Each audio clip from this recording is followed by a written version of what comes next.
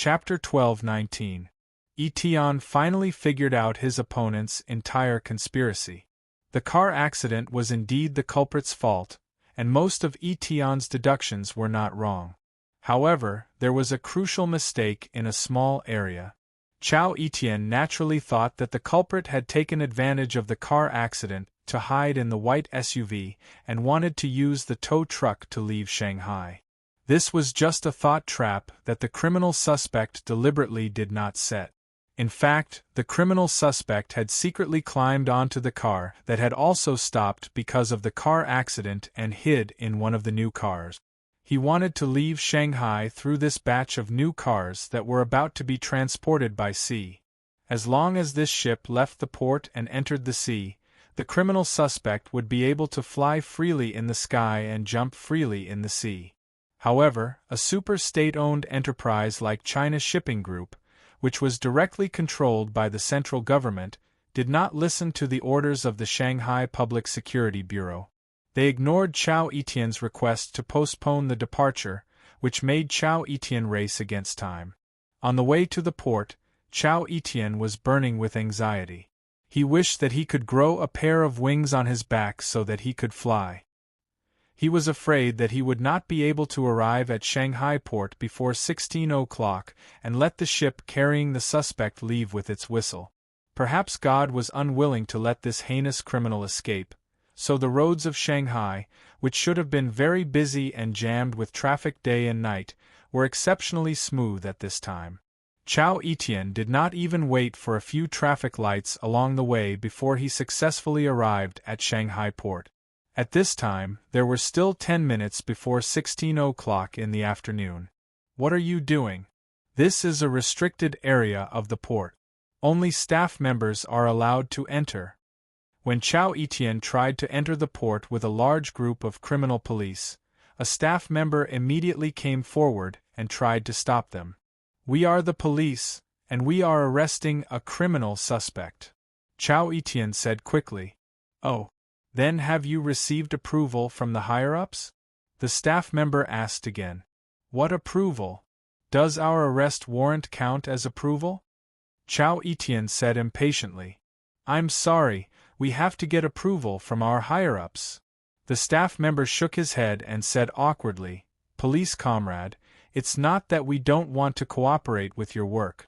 It's just that the rules are like this. Why don't you ask your leader to contact our leader? As long as the higher-ups make a call, you can enter." "Are you kidding me? By the time you are done with your bureaucratic procedures, the suspect will have long escaped the sea. Please let us pass," Chao Etienne said anxiously. "I'm really sorry. Without the approval from the higher-ups, I can't let you pass." The staff member shook his head, still refusing to let Chao Etienne and the others pass.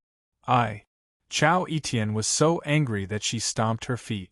If it weren't for her rationality stopping her, she would have really wanted to force her way in.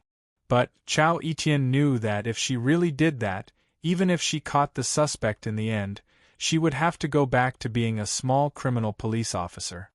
"Comrade, do you know what a wicked criminal we are after?" Chao Etienne suddenly grabbed the collar of the staff member and said with a tear-stained face, "That man is a terrifying devil. Not only did he race on the road, but he also caused a lot of traffic chaos. Chao, he killed and killed and killed and killed. And even killed. And even killed. And even killed.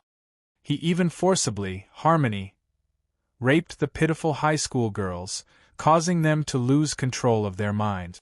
In the end, they jumped off the school building. The blood covered the entire ground, and the whole world was dyed in bright red. Comrade, tell me, are you willing to see such a heinous murderer successfully escape to a foreign country because of your obstruction? Are you willing to let him live his sinful life with his blood-stained hands? 1600 hours. There are 8 minutes left. In 8 minutes, the ship will set sail. After 8 minutes, we won't be able to catch the suspect. Could it be that you are willing to see those innocent souls wailing in their graves day and night because they are unable to wash away their grievances?" Chao Etienne roared in a tragic manner. "I say, brother, Did the suspect commit so many crimes? Why didn't I know about it? A criminal police officer whispered to his partner. Shoo, lower your voice. Why are you talking so much nonsense? Just watch our leader's performance. TSK, it's been a long time since our leader performed like this. You should learn more and be more quick-witted. In the future, when we handle cases alone, it'll be useful, another criminal police officer said. I. The staff member was infected by Chao Etienne's emotions. Thinking about the tragic scene that Chao Etienne had just described, he could not help but feel his blood boil. He suddenly clenched his fists, and his eyes flashed. He immediately said to Chao Etienne, I can't let all of you go in, but I can let you go in alone. This is the best I can do. Thank you. Chao Etienne suddenly grabbed the staff member's hand and shook it up and down. No, Captain. No, Captain. The suspect is too cunning. There might be some traps inside. You'll be in danger if you go in alone. Hearing their captain's plan to go in alone, the criminal police officers behind him immediately tried to dissuade him. If this was any other day, Chao Etienne might have thought about it carefully when she heard these words of dissuasion. However, because she had been tricked by her opponent time and time again, Chao Etienne's heart was already filled with rage. All she wanted to do was to capture the damned suspect and wash away her shame. How could she care about her own safety? Hence, Chao Etienne ignored his subordinate's dissuasion and rushed into the dock without looking back. Found it. The Heaven's Wings, it's this ship. Chao Etienne found the cargo ship docked at the dock without much effort. Because it was not a formal search, Chao Etienne could only avoid the eyes and ears of the surrounding people. He quietly climbed into the cargo cabin through the gangway. After some searching, he finally found the middle-axle car parked in the cargo cabin and more than 20 brand-new Audis in it. Chao Etienne immediately climbed into the mid-axle transport car and began to search the cars one by one. When she found the 6th car in the first city, she became very excited. There was a figure lying in the back of the car, and it looked like he had fallen asleep. You're still in the mood to sleep? Let's see how you escape this time. Chao Etienne pulled out her pistol from her waist with one hand and took out a square phone-like object from her pocket with the other. Chao Etienne tapped on the screen of the object and selected the Audi's logo. Then, she selected the car model and finally pressed the confirm button. The 4 doors of the Audi were opened at the same time. Thank goodness I'm smart. Otherwise, it would have been really hard to open these doors. Chao Etienne thought proudly when she heard the crisp sound of the doors opening. Naturally, Chao Etienne was holding a set of universal car keys in her hand. This set of car keys was seized from a gang of car thieves. The rest of the stolen goods had been reported by Chao Etienne. Only this set of universal car keys had been intercepted by Chao Etienne. Of course, Chao Etienne had not done this to steal a car.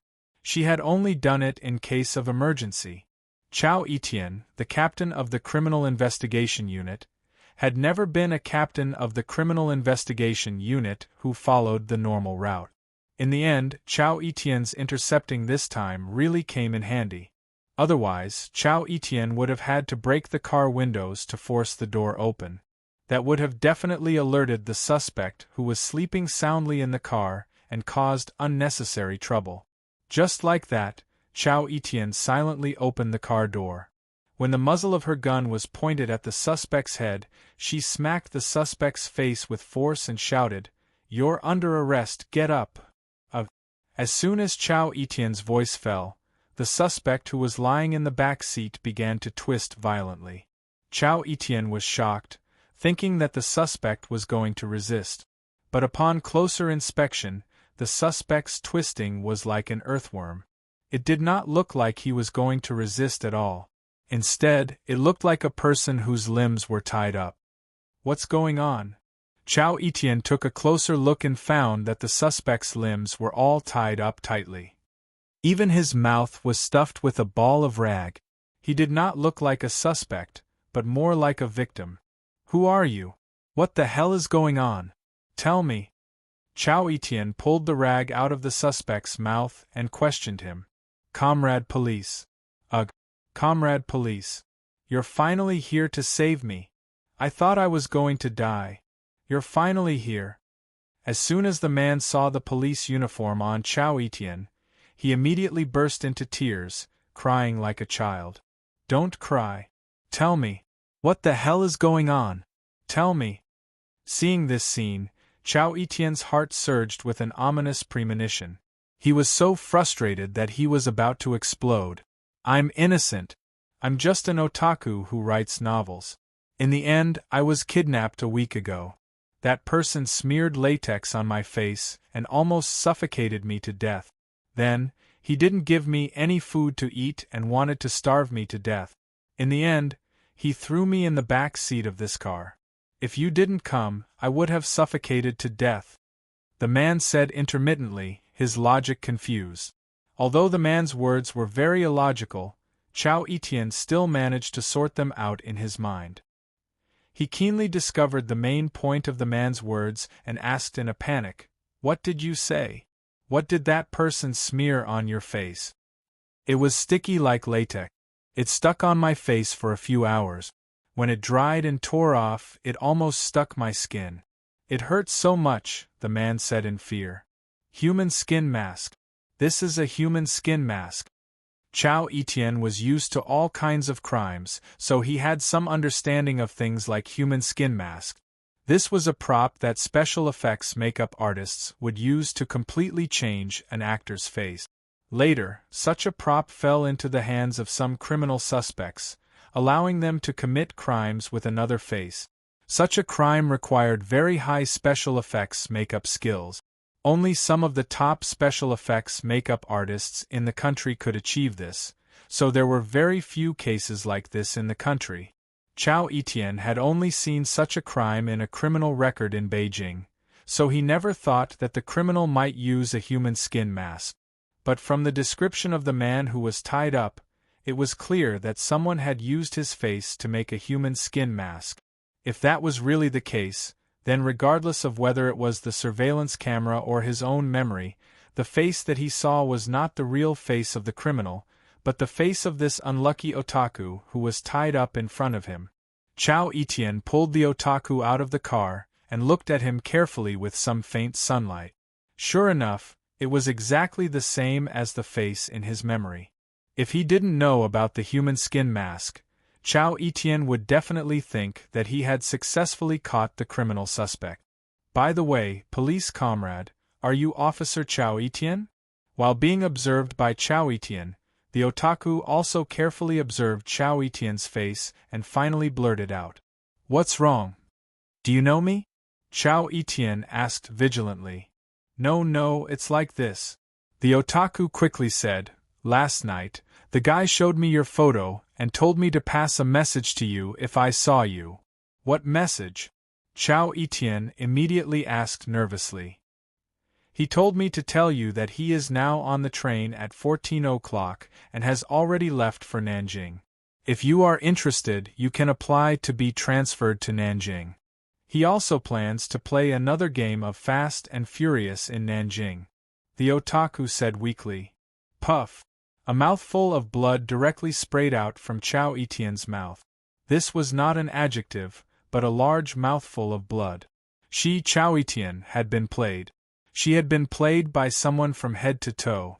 In front of the opponent, he was like a ridiculous ant, completely played by the opponent.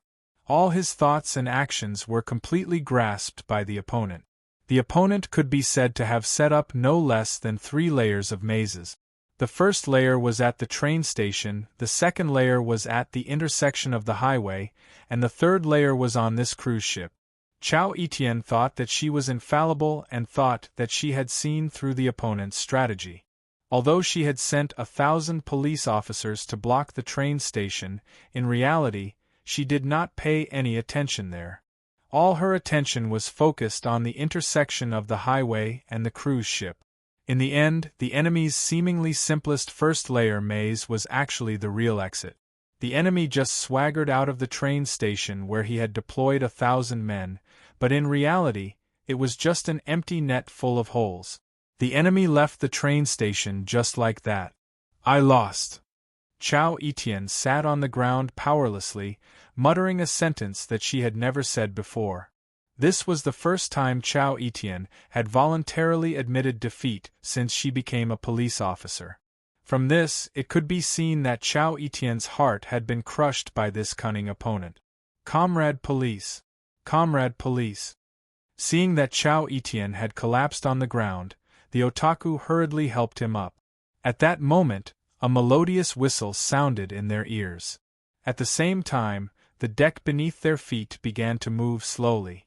Under the influence of inertia, the two of them couldn't help but sway a little. Comrade police! The ship is about to set sail.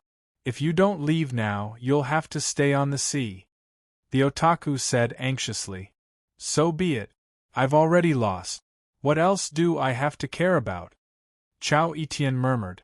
No, comrade police, you haven't lost yet. The otaku advised. It's only 16 o'clock now.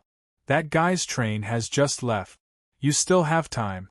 As long as you get there before the train stops at the next station, you still have a chance. You can still catch that B** starred. Hearing the otaku's words, Chao Etienne's body trembled. Then, she stood up agitatedly. She clenched her fists and muttered to herself, "That's right. How can I, Chao Etienne, admit defeat so easily? I'm going all out. If worst comes to worst, I'll go stop the train. If I can't beat the police, then I won't be a police officer anymore. I must catch that D***Ned guy and bring him to justice." Chao Etienne's body seemed to be filled with energy in an instant. She turned around and prepared to leave the ship. She wanted to rush to the next battlefield to fight that D***Ned guy to the death. However, the moment Chao Etienne turned around, a cold, snake-like object was placed on Chao Etienne's neck. A bone-piercing chill seeped into Chao Etienne's flesh through the snake's body, causing Chao Etienne to feel cold to the bone. "You're so stupid and cute, my beautiful little police officer." One of his hands was placed on Chao Etienne's perky butt, rubbing it wantonly. Chapter 12:20. If it was a normal day, if any stinky man dared to put his hand on her butt, Chao Etienne would definitely slap him and step on his crotch. In the end, she would even bring him to the detention center and charge him with molestation. However, the current Chao Etienne did not have any reaction at all. She allowed the other party's dirty hands to caress her beautiful buttocks. Firstly, it was because there was a gleaming sword on her neck. Chao Etienne did not think that she would be able to dodge the sword's attack before she pulled the trigger. Secondly, it was because Chao Etienne's heart was almost dead. She was actually tricked again. Just like what the man had said, Chao Etienne really felt that she was the stupidest woman in the world. When the man said that he was a kidnapped otaku, she believed it. When the man said that the real murderer made a human skin mask to impersonate him, she believed it. When the man said that the real murderer had already escaped on a train, she completely believed it. This man had once again completely played with her. He tore her self-esteem and confidence into pieces. This was what made Chao Etienne feel the most pain. Ever since she was young, Chao Etienne had always been the strongest person around her. Whether it was a man or a woman, whether it was sports or exams, Chao Etienne was always the number one. She had never lost so badly before. It could be said that the current Chao Etienne was already on the verge of collapse. Although she had not completely collapsed, with just a gentle push, she would fall into an endless abyss.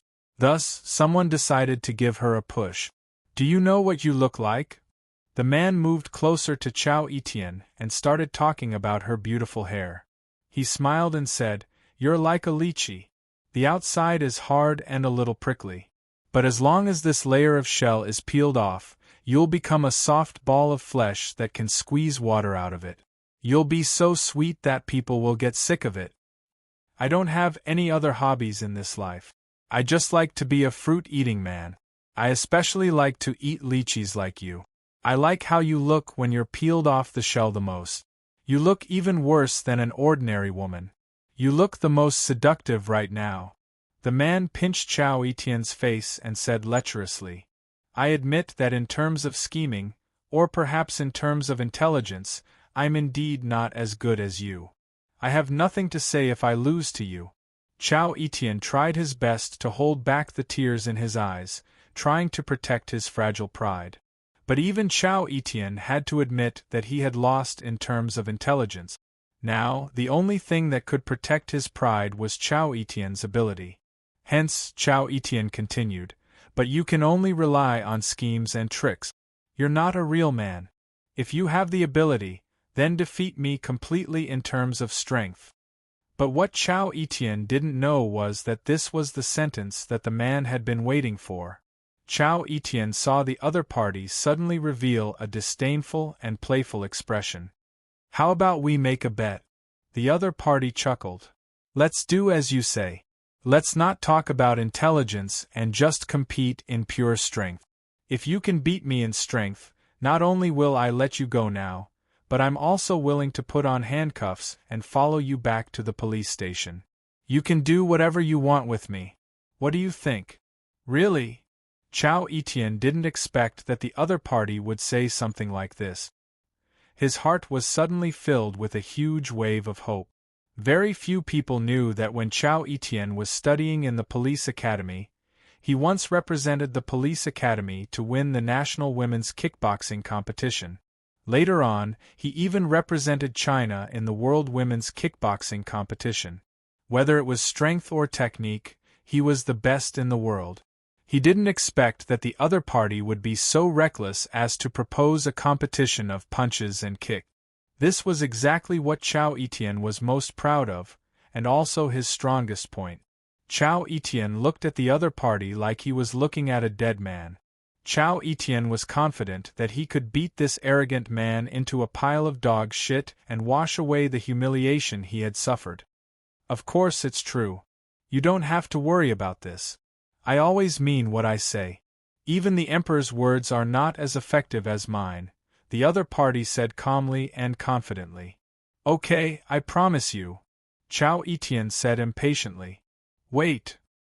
He didn't expect the other party to suddenly say this. What?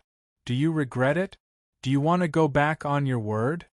Chao Etienne said worriedly, deeply afraid that the other party was really regretting it. I won't go back on my word. I just want to ask, what are your stakes? The other party paused and looked at Chao Etienne's fair skin through the collar of his police uniform with interest. Since I have to surrender myself to you if I lose, what price do you have to pay if you lose? Don't you just want my body? Chao Etienne laughed coldly. Okay, I promise. If I lose, you can do whatever you want with my body. You can play with it however you want. Chao Etienne, won't say no. No, that's not enough. The other party shook his head. I want you to recognize me as your master. If you lose, I will be your master from now on. You can't go against any of my orders. You have to obediently carry out my orders with a smile and enthusiasm. From now on, there will be no Chao Etienne in this world. There will only be a lowly slave of me, Gohan. Okay. I promise you. Gohan thought that Chao Etienne would hesitate for a while, but he didn't expect Chao Etienne to agree without hesitation. If I lose to you in terms of punches, kicks, and strength, then there's no point in living in this world. It's not natural to be a slave to a strong person like you. I'm willing. Very well, I like you more and more. Gohan withdrew his sword from Chao Etienne's neck and returned his freedom to Chao Etienne. Say it.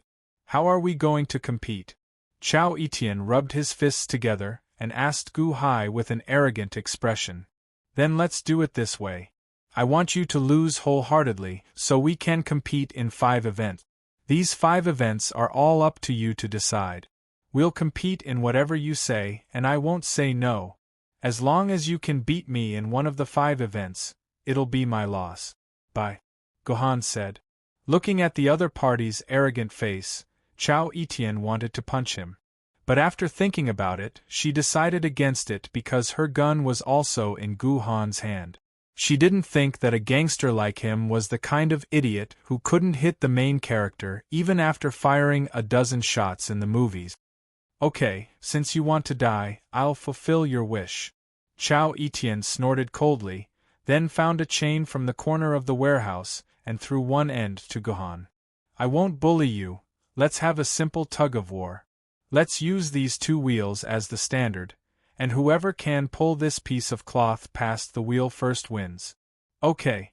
No problem, Gohan answered. Hearing his answer, Chao Etienne calmed herself down and focused her mind. Then, she wrapped one end of the chain tightly around her arm so that she could exert force more easily, and at the same time, prevent the chain from slipping in her hand. When Chao Etienne adjusted herself to the best state, she subconsciously raised her head to look at her opponent, and her face turned pale with anger. Her opponent looked as if nothing had happened, holding the chain lightly in his hand. He didn't seem to be serious at all, as if he didn't care about this competition at all. This guy, he deserves it if he loses. Chao Etienne snorted, counted down loudly, and began to exert force in an instant, trying to pull the chain to her side. It had to be said that Chao Etienne's strength was definitely one of the strongest among women. When she was tested in school, Chao Etienne's punch had the strength of 420 kilograms, and her heavy punch had the strength of 1 ton. The teachers and coaches around her were so shocked that they couldn't close their mouth. This kind of strength was only 80 kilograms away from the male world record. Once, when the Public Security Bureau went to another province to investigate a case, they passed by a section of muddy road. A 5-ton off-road vehicle was now in the mud, and 6 men couldn't push it out. In the end, Chao Etienne pushed the off-road vehicle out by herself, and the surrounding male police officers no longer dared to look down on this terrifying woman. With such strength, when Chao Etienne pulled the chain with all her strength, she felt as if she was pulling a wall. No, even if it was a wall, facing Chao Etienne's current strength, it should have collapsed. To be precise, Chao Etienne felt as if she was pulling a building. Chao Etienne continuously roared a few times, trying to use her explosive strength to defeat her opponent, but Gohan didn't move at all. After waiting for a few minutes, Chao Etienne's forehead was covered with sweat, like an old ox that had plowed for a whole morning, but there wasn't even a drop of sweat on her forehead, as if she didn't use any strength at all. Okay, it's my turn. Seeing that she finally stopped struggling, Gohan smiled contemptuously, and then slightly pulled. Chao Etienne, who was at the other end of the chain, was pulled up, and finally fell into Gohan's arms. Gohan didn't hesitate to grab her but, "Let go of me!" Chao Etienne's face was red, and she struggled down from Gohan's arms. First, she glared at Gohan, and after a short rest, she proposed the second competition. She probably admitted that she was no match for Gohan in terms of pure strength, but Etienne thought that she might be able to defeat Gohan with her skills, so she proposed the second competition to be kickboxing. There weren't any specific rules, as long as the opponent couldn't get up for 10 seconds, it would be enough. Etienne first put on a few stances, threw a few punches like Ling, and then a few high kicks, showing off a few difficult stances, and then with a roar she attacked Gohan. Etienne thought very well, Gohan might be stronger than her in terms of strength, but she still had the advantage in terms of skills. She could use her nimble body to avoid the opponent's attacks, and at the same time, pour her attacks on Gohan's weakest points, and thus defeat the opponent. Unfortunately, the idea was beautiful, but the reality was cruel. In terms of pure strength, Gohan might not be able to beat many opponents, but in terms of skills, Gohan was already at the top, and it was very difficult to find an opponent who could be considered a match for him. So, Etienne lost very easily, without any suspense. She was directly KO'd by Gohan, and laid on the ground, not to mention 10 seconds, even if it was 10 minutes, she wouldn't be able to get up. However, Etienne still didn't give up, and decided to compete in endurance in the third competition. Wasn't there a saying that women's endurance to endure pain was more than several times that of men? So, Etion decided to compete with Guhan in holding her breath. She found 2 basins of seawater, and then both of them immersed their faces in the seawater at the same time, to see who could hold their breath the longest. The result was naturally self-evident. After holding her breath in the water for 8 minutes, Chao Etienne, who was still clenching her teeth and refusing to admit defeat, was directly pulled out by Guhan by the hair, while Guhan's face was still pressed in the water. For the 4th competition, after thinking for a long time, Etienne decided to compete in courage. This was something Chao Etienne had no choice but to do. Chao Etienne had to admit that she might not be as good as Guhan in all aspects of physical fitness, so in the end, the only thing she could compete with Guhan was courage. Chao Etienne didn't think that her courage was inferior to Guhan's. At this time, there were 2 hydraulic presses in the cabin, and there was also a power source nearby. P.S. Don't ask me why there is a power source in the cabin, just think of it as purely necessary for the plot. So, Guhan and Etienne started the 2 hydraulic presses, then set the hydraulic presses descending speed of 1 centimeter per second, and set the pressure at 100 tons. Finally, Guhan and Etienne placed their right hands under the hydraulic press at the same time. With such strength, let alone their hands, even a piece of iron would be crushed into a piece of iron. This was the competition of courage that Etienne came up with. Whoever pulls out their hand first under the pressure of the hydraulic press would be the loser. Watching the hydraulic press in front of her slowly descending, getting closer and closer to her palm, Chao Etienne's heart was filled with anxiety and fear. Although she knew that her palm would definitely turn into a pile of meat under the pressure of the hydraulic press, Chao Etienne decided to throw caution to the wind. Even if the hydraulic press really pressed down on her hand, she would not pull her hand out. He had lost completely.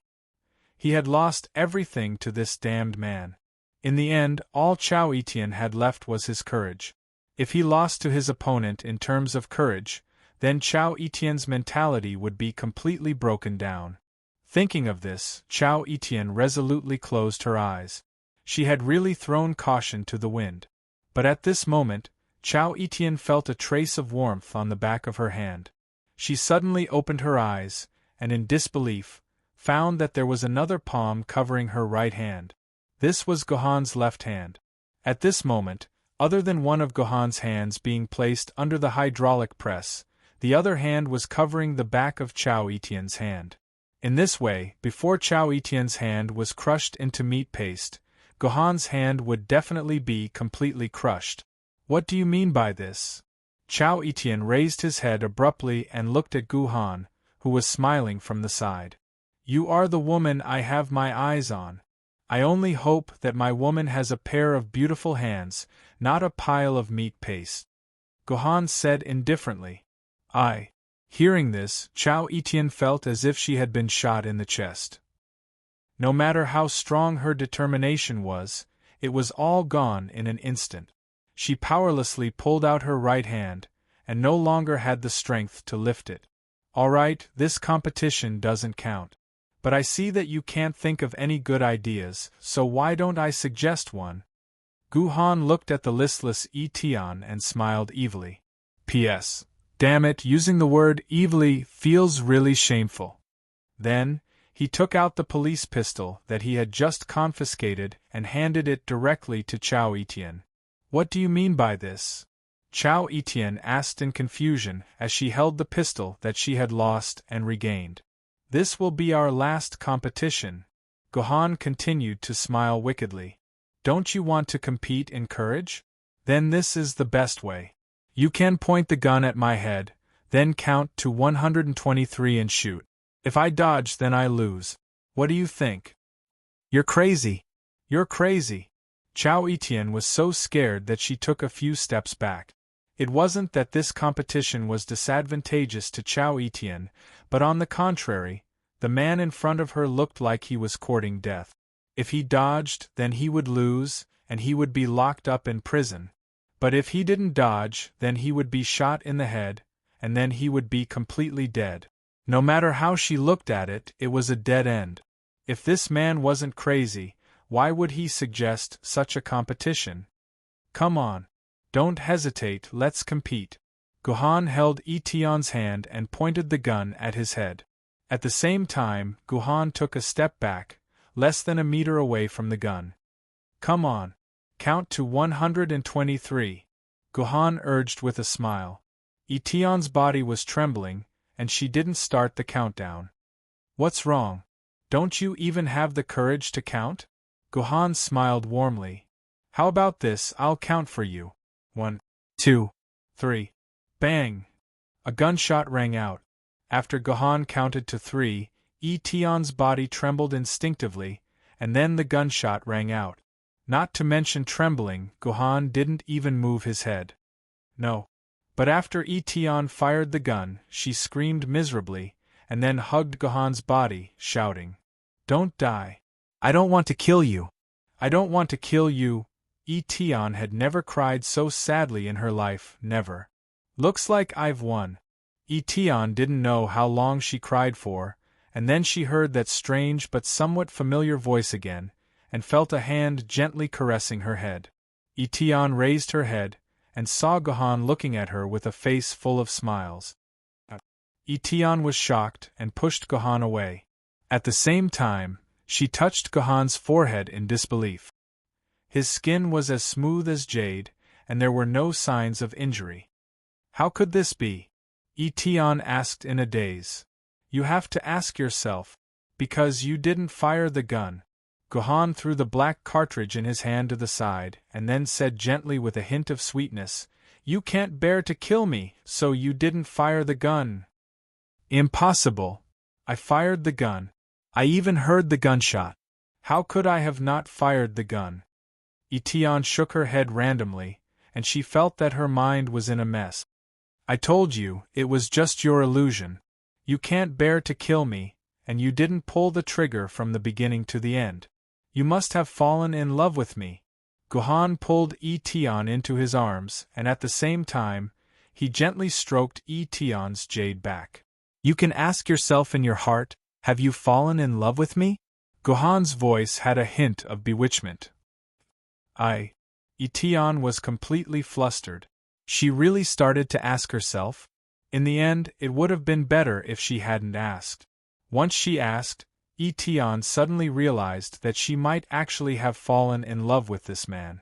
Etion asked herself if she had ever looked down on everyone in her life, and she had far surpassed her peers. No one had ever been able to defeat her, and no man had ever defeated her in such a crushing manner. Only now did Etion realize that when she fired the gun, she had already been completely defeated. She had already fallen in love with this man who had defeated her. Then, Etion suddenly became hesitant, and her face revealed the expression of a little girl, and her face was full of shyness. Then what? Seeing that Etion still couldn't speak, Guhan took the initiative to ask gently. Then, is it time for me to become your slave? Etion took a deep breath and asked like Lu Hulin was sacrificing herself for a just cause. I don't want to force you. Let me ask you, Etion, are you willing to be my slave, and are you willing to recognize me, Guhan, as your master? Guhan asked back. To be honest, this question was very clean. I am willing. This was a characteristic of a woman with the characteristics of a strong woman. After being conquered by a man in the most forceful way, the stronger a woman was, the more obedient she would be, and the more obedient she would be. Even if she had to become a slave, she wouldn't hesitate. No, I love you. Otherwise, I wouldn't have schemed so much and devised so many schemes to obtain you. Guhan held Etion's hand tightly, and said tenderly and sweetly, What did you say? All of this was designed for me? Etion covered her mouth and asked in disbelief. That's right.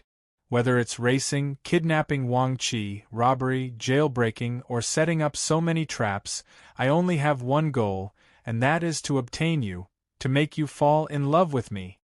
Guhan said with a face full of sincerity. In fact, this was indeed the truth. Ah! Etion suddenly felt that she was so beautiful that she was about to fly. In order to pursue her, such an outstanding and powerful man actually risked his life and the danger of going to prison, and designed so many exquisite and inconceivable things, all for the sake of obtaining her and being together with her.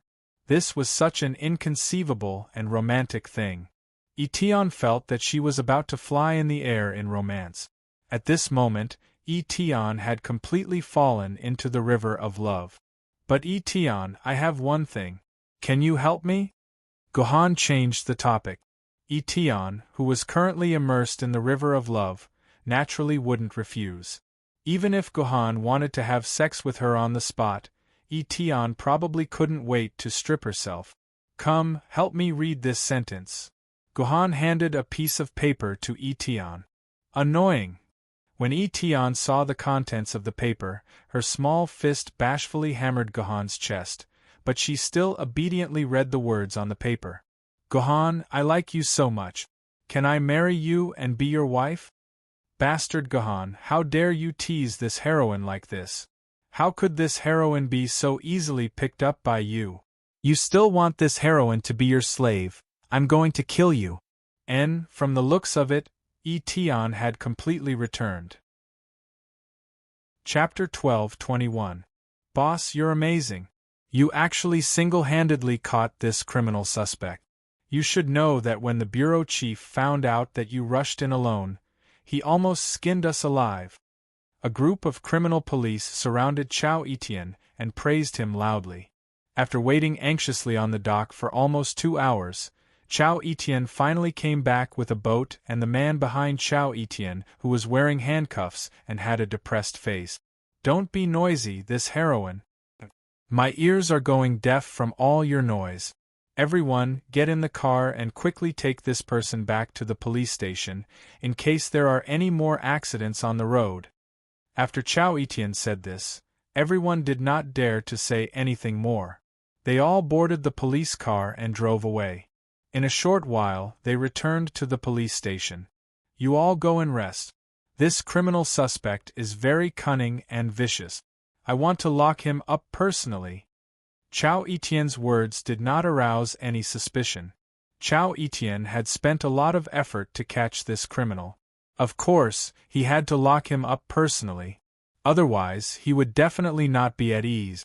Although Chao Etienne had personally arrested the criminal suspect, the guy who made the Secretary of Shanghai extremely angry was finally arrested. The entire Shanghai public security system breathed a long sigh of relief. The Shanghai Public Security Bureau chief immediately praised Chao Etienne in front of everyone. He was just short of directly telling Chao Etienne that the future Public Security Bureau chief would be him. Alright, Etienne, you've also worked hard for a few days. Hurry up and go home to rest. The bureau chief said to Chao Etienne kindly. No, there are still some doubts in this case that haven't been solved. This criminal suspect still hasn't spoken. I have to work overtime today to prepare some information so that I can interrogate this guy. Chao Etienne shook his head. Sigh, Etienne, you're good at everything, but this work attitude is unacceptable. How can you ignore your health for work? The bureau chief sighed, but he was very familiar with Chao Etienne's character. He knew that persuasion was useless, so he let Chao Etienne stay in the Public Security Bureau. Seeing Chao Etienne stay in the office, the other criminal police around looked at each other. They wanted to say something but did not dare to say it. Alright, you don't have to look around. I know what you're thinking. Everyone is not much better than me these days. You haven't seen your wife and children, right? Go home, have a good rest tonight, and work hard tomorrow. As soon as Chao Etienne said this, the other police officers heaved a sigh of relief and bid farewell to Chao Etienne with smiles on their faces. In the end, Chao Etienne was the only one left in the office. This fellow, in the end, he still threw the matter onto my head. Seeing that everyone had left, Chao Etienne smiled bitterly and opened the public security system's household registration system. He entered the word Juzi into the search bar and began to search the database. No, there isn't a woman with Juzi in her name in the entire Shanghai. In the end, the search results were empty. Etienne scratched his head, causing his dandruff to fall from the sky. After that, Etienne came to a sudden realization and muttered, "Damn it, I've gotten so used to calling her Juzi that I forgot that her real name is Juzi." When Etienne entered the search again, a few names and photos were reflected in Etienne's eyes. "Hey, are you there?" After working for more than 10 minutes, Etienne slowly closed her eyes. However, her consciousness did not rest. Instead, she used her sword mark to contact Gohan, who was currently in prison. "How is it? Did you find the information I wanted?" Gohan's lazy voice was heard. "I found it," Etienne answered obediently. This made Gohan slightly surprised. "Tell me about it." "The best one to find is your sister. Her name is Gudayu now. She's a 5th grade primary school student. She's on summer vacation now. I think she's at home. Her address is XX District, XX Street. Then there's Juzi. She's a little more troublesome. She seems to be the main research institute of a key national research and is currently conducting confidential research. Fortunately, I'm looking through the Public Security Bureau's mainframe. If it was a normal police station's computer, I wouldn't even be able to find her name. Zhu Xian and Xian Yuan are even more troublesome. Because I don't know what they look like, I can't tell which one is our sister. I can only find all the young girls with Zhu Xian and Xian Yuan in their names. There are 7 or 8 of them in total. However, I think the most likely ones are Qian Zhu Xian and Li Xian Yuan. Qian Zhu Xian is the daughter of a mafia boss in Shanghai. He usually has more than 10 bodyguards around him. Li Xian Yuan is a university professor. He's a history teacher in charge of teaching the history of the 3rd generation. I really can't find the extinguished celestial sword that you mentioned. At the very least, there's definitely no woman in Shanghai with the word extinguished celestial in her name. Etienne quickly reported the information he had gathered. This was the rule that Gohan discovered after he came to this illusion. His sword lady's name in this world was the same as her original name. At most, she had an extra surname. Moreover, her appearance didn't change at all. After discovering this rule, it became easier for Gohan to find his sword lady. He only needed to search through her name and confirm through her photo. Then, he would be able to find his sword lady. Coincidentally, Etienne was the captain of the Public Security Bureau's criminal investigation team. There was no better identity than this. Through the official ID database, Gohan could easily find the information he needed. Gohan chose to be captured by Etienne to help Etienne establish her authority in the Public Security Bureau. This would make it easier for her to do things. Anyway, the prison made no difference to Gohan. Gohan could leave whenever he wanted. In fact, Etienne quickly found the information that Gohan needed. "Etienne, it's more convenient for you to appear as a police officer. Help me find a way to confirm where Doyu is now and whether she's at home or not. Juzi, help me find a way to find out her address and which unit she's at. Also, try to get in touch with Qian Zhu Xian and Li Xian Yuan. See if they're similar to their original personalities. See if they're the Celestial Extinguishing Sword and Xian Yuan sword." Gohan issued a series of requests. "Okay, no problem," Etienne answered readily. Strange. Hearing Etienne's straightforward answer, Gohan felt a little strange. Wasn't Etienne's favorite thing to do the most to argue with him? It was already a miracle that she could readily agree to one of the 5 tasks that he usually ordered her to do. Why did she become so obedient today and agree so easily? "Etienne, are you all right?" After hesitating for a while, Gohan couldn't help but ask. "I'm fine, Master. Don't worry. I'll help you settle the matter tomorrow," Etienne replied obediently. After thinking for a while, she added, "Master, do you feel uncomfortable in that room? Are you okay with a blanket? I have a silk blanket here. Why don't I send it over to you?" "No. No need. Hurry up and go home and rest. Just settle the matter tomorrow. Gohan couldn't help but shiver. Was this really the Etion that he was familiar with? Could it be that what happened today not only awakened Etion's memory, but also changed her personality? Does she really treat me as her master from the bottom of her heart? Gohan guessed with a headache. The 5th day. My little princess. Hurry up and wake up. My beautiful little princess. Hurry up and wake up. When Doyu heard this deep voice, her beautiful big eyes slowly opened. She saw a sword floating in front of her and speaking with a magnetic voice. Who are you? Why are you looking for me? If she was a normal girl, she would have screamed in fear at this strange scene. However, our Doyu was different. She didn't scream or scream. Instead, she blinked her big eyes and looked at the sword excitedly without any fear. Your Highness, I am the divine guardian sword of the Darabing Kingdom. You are our Darabing Kingdom's little princess. Right now, our Darabing Kingdom's prince has been turned into a monster by an evil old witch. Only your Highness can save our prince, so I'm here to look for you. The divine guardian sword said with a faint voice. So I really am your Highness. I told you, I really am your Highness. But my parents, teachers, Nyo Nyo and Tian Tian didn't believe me no matter what. I'll turn them into turtles and ants. Let's see if they still dare to not believe me in the future. Upon hearing the nation shielding Celestial Sword's words, Doyu instantly jumped up from the bed in excitement. She skipped around happily, completely disregarding the fact that she was only wearing a pair of underwear and the 2 young cherries on her chest were still exposed. Gohan couldn't help but feel a chill run down his spine when he heard Doyu's words. He never knew that his sister had such evil thoughts. She wanted to turn her friends into turtles and ants. She should be the little witch from the fairy tales. I believe that everyone has already guessed by now. However, the sword floating in front of Doyu was not the divine guardian sword of the Darabing Kingdom. It was Gohan's heavenly sword. At this moment, Gohan was flying in the sky, controlling heavenly sword to act as the divine guardian sword. The reason why Gohan did this was because he wanted to conquer his sister, Doyu. This is the personality of Doyu, the little princess. She likes to read fairy tales, especially fairy tales about Cinderella, Snow White, and Mermaid.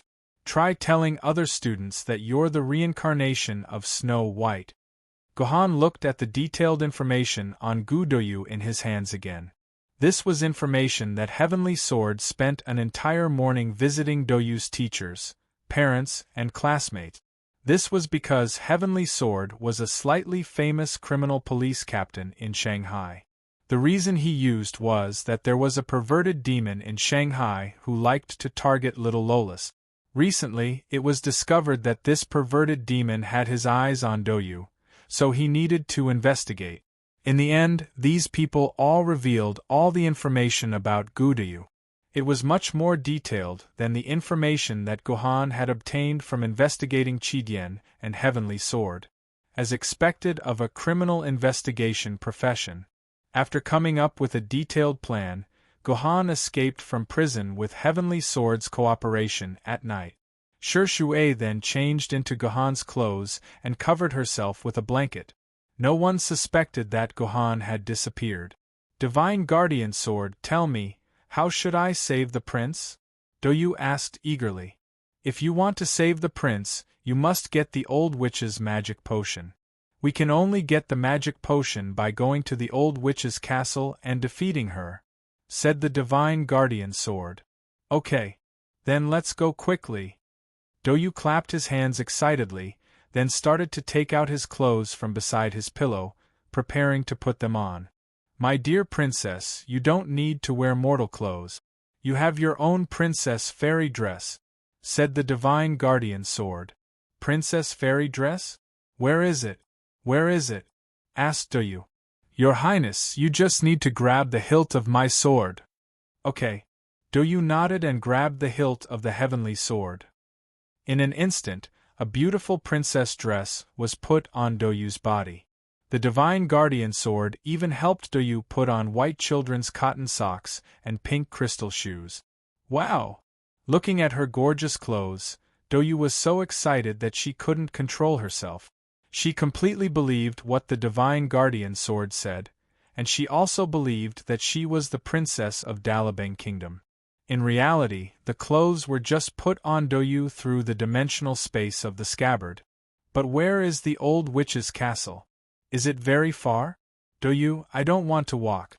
Her Highness can't walk. After the excitement, Doyu suddenly thought of this very important question. Her mother always drove her to school. She hadn't even walked far. Don't worry.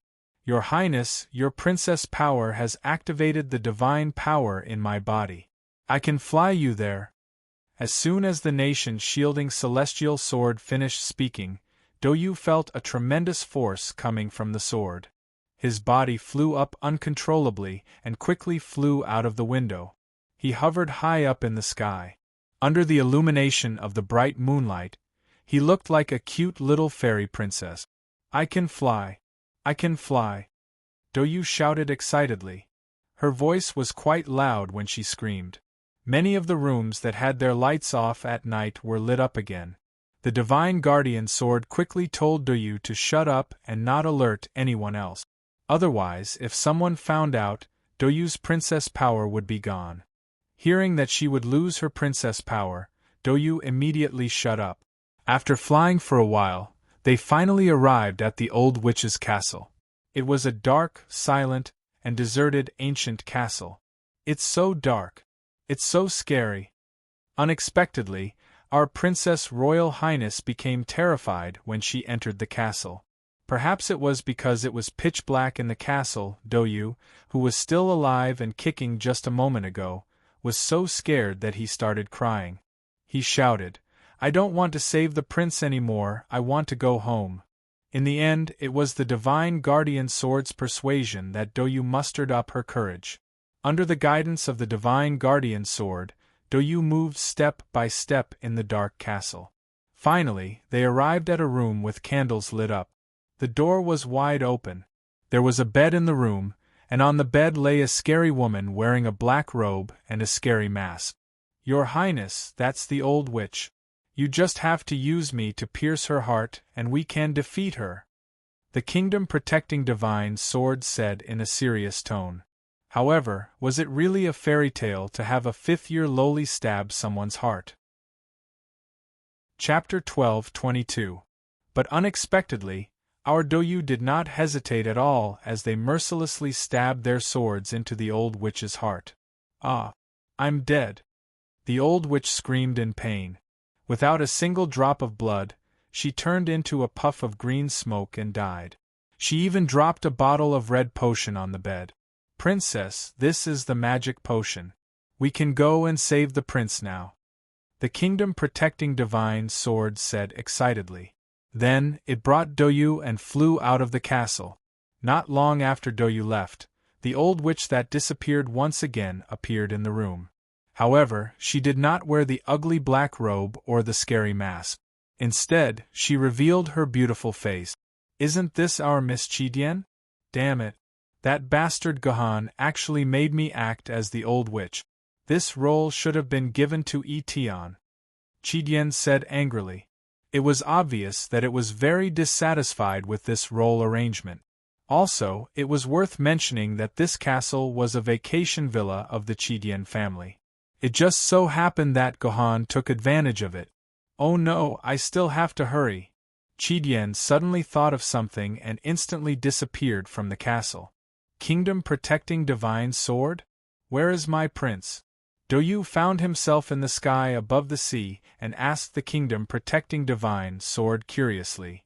My dear princess, the prince is trapped in the clamshell at the bottom of the sea. We just need to go to the bottom of the sea to find the prince.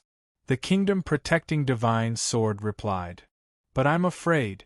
I'm afraid of water, Doyu said with an ugly expression. It was hard to believe that the Doyu sword that usually loved water would actually be afraid of water at this moment. It's okay, princess. As long as I'm by your side, the seawater won't be able to hurt you. If you don't believe me, you can go to the bottom of the sea and take a look. With the comfort of the kingdom-protecting divine sword, Doyu slowly fell into the water. In the end, he found that the sea was actually separated by the kingdom-protecting divine sword. The seawater couldn't get any closer to him when it was still 1 meter away from him. Of course, the heavenly sword did not have any water-repelling effect. It was Gohan who had secretly used sword chi to forcefully separate the seawater. As Doyu continued to dive deeper, it did not take long before they found a clamshell that was the size of a human. What was surprising was that the surface of the clamshell was glowing, and it lit up the surrounding pitch-black seawater. By the way, Etion had also stolen this clamshell from a cosplay club's inventory. Needless to say, the effect of the clamshell was quite good. It even had its own lighting effect. It was perfect. Your Royal Highness, quick, as long as you sprinkle the magic potion on the clamshell will automatically open, and His Royal Highness can be saved. The kingdom-protecting divine sword said excitedly. Oh, Doyu replied. Just as she was about to sprinkle the mana potion on it, she was caught by an evil giant hand before she could do anything. Ga. Your Royal Highness, you can't defeat me, an old witch. An evil voice that sounded like a crow screamed. Doyu raised her head and saw that the old witch that she had killed just now had appeared behind her and grabbed her. Help! Help! Doyu screamed in fear. Ga. It's useless, Your Royal Highness. It's useless even if you scream yourself hoarse. I'm going to extract all your blood and refine it into a black chicken white phoenix pill. As long as I eat this pill, I'll be able to regain my beauty. Ga. Chidian's performance had no sincerity at all. It was extremely inferior. Fortunately, our little Doyu cooperated wholeheartedly with the performance and did not arouse any suspicion. Let her go. Don't hurt my Royal Highness. At this moment, the nation-protecting divine sword jumped out and floated in front of the old witch, scolding her righteously. Ga. It's useless. Your Royal Highness is now in my hands. Without the power of the princess, you won't be able to defeat me. Ga.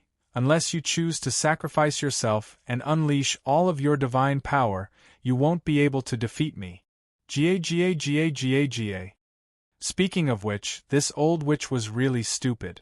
She actually told the kingdom-protecting divine sword how to defeat her. Who said that I don't have the courage? The kingdom-protecting divine sword shouted tragically. Then, it said gently to Doyu, I'm sorry, my most beloved Royal Highness.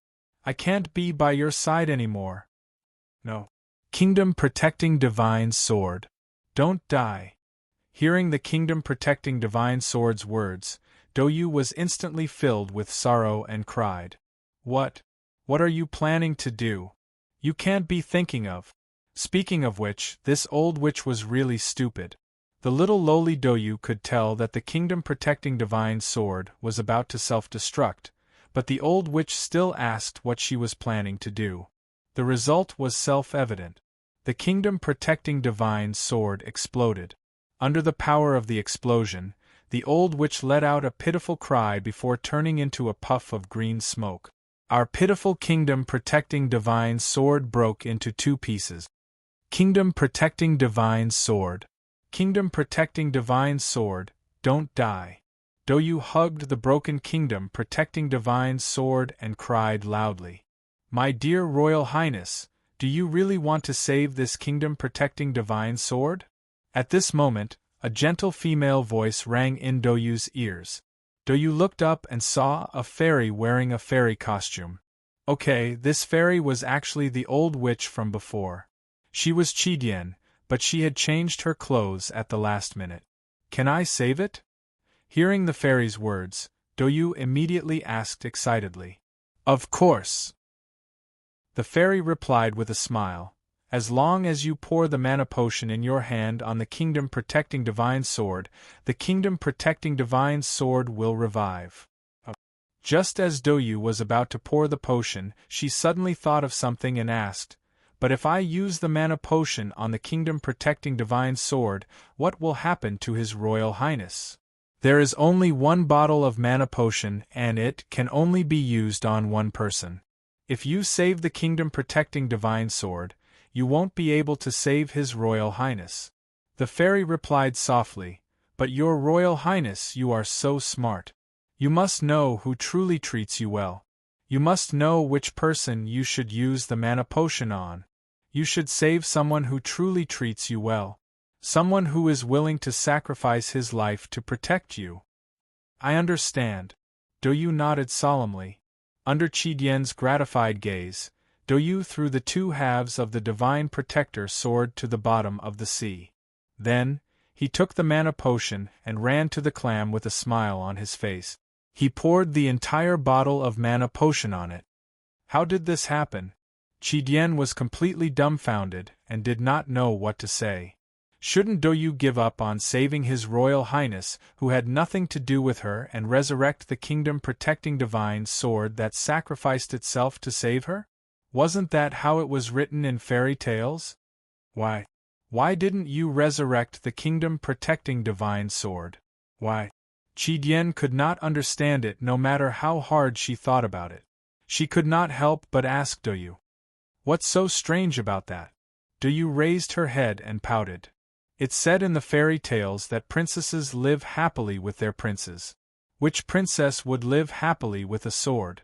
But this sword might turn into a prince," Qidian said weakly. She did not have the aura of a fairy at all. "Nonsense. How could a sword turn into a human? How could it turn into a prince? You've read too many fairy tales. Don't worry. I'll dig a hole at the bottom of the sea and write the words Tomb of the Kingdom-Protecting Divine Sword with my tears." Doyu clapped her hands. "Oh right, I'm the princess. Maybe my tears have the ability to heal and resurrect this sword."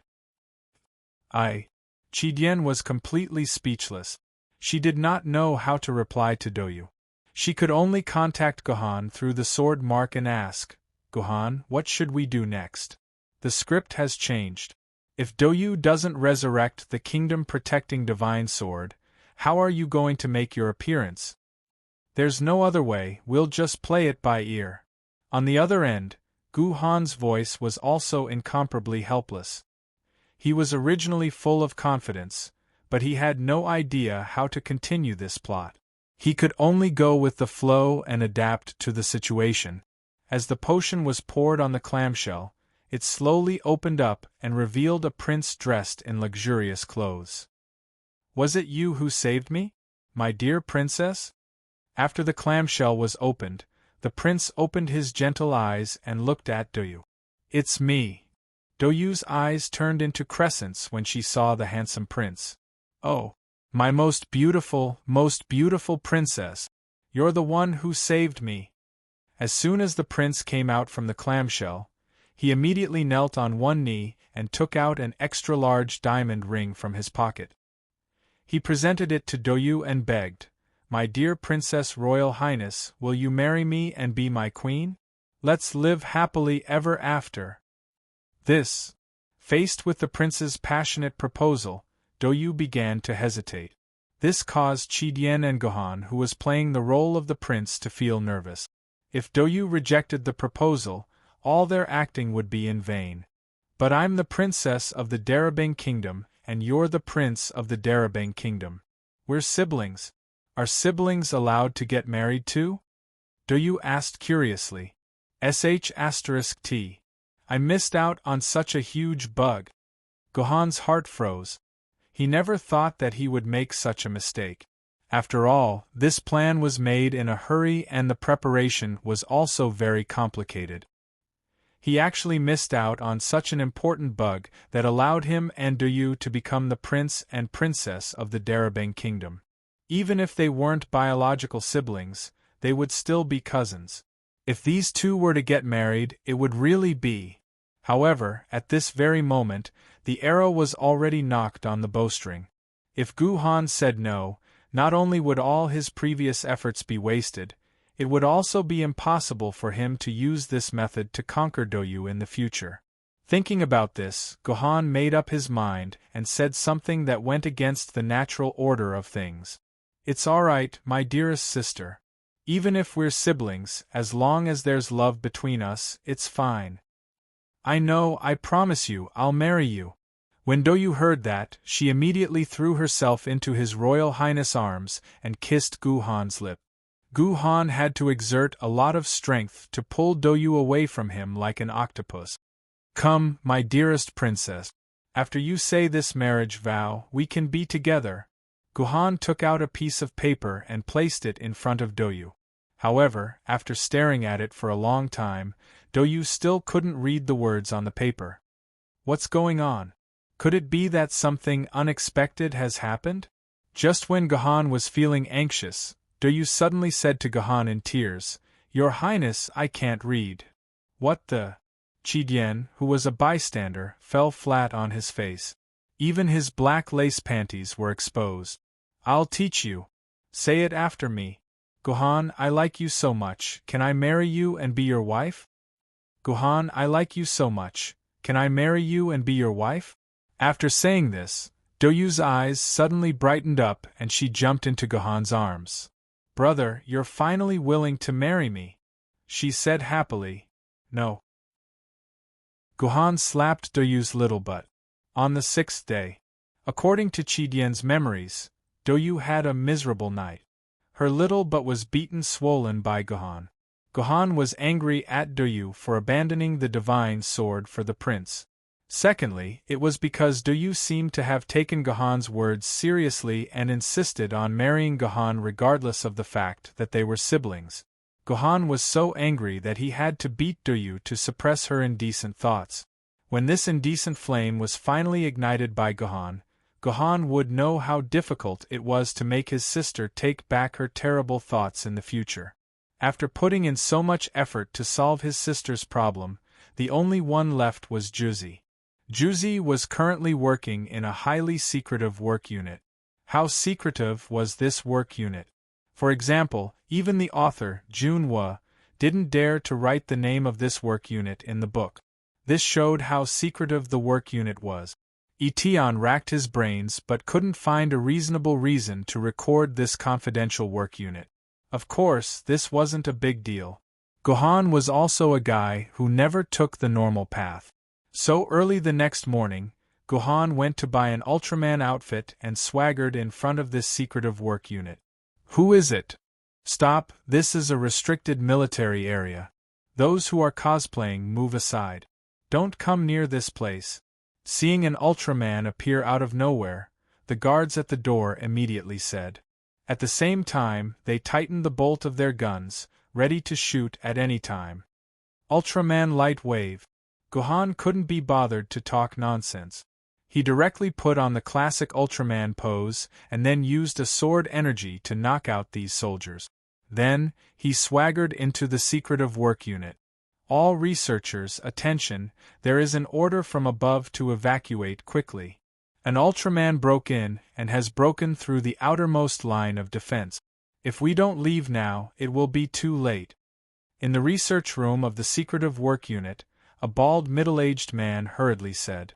Then, the researchers working here began to prepare to leave in a panic. Only a young girl sat there calmly and continued to work. Juzi, hurry up and leave. If we don't leave now, it will be too late.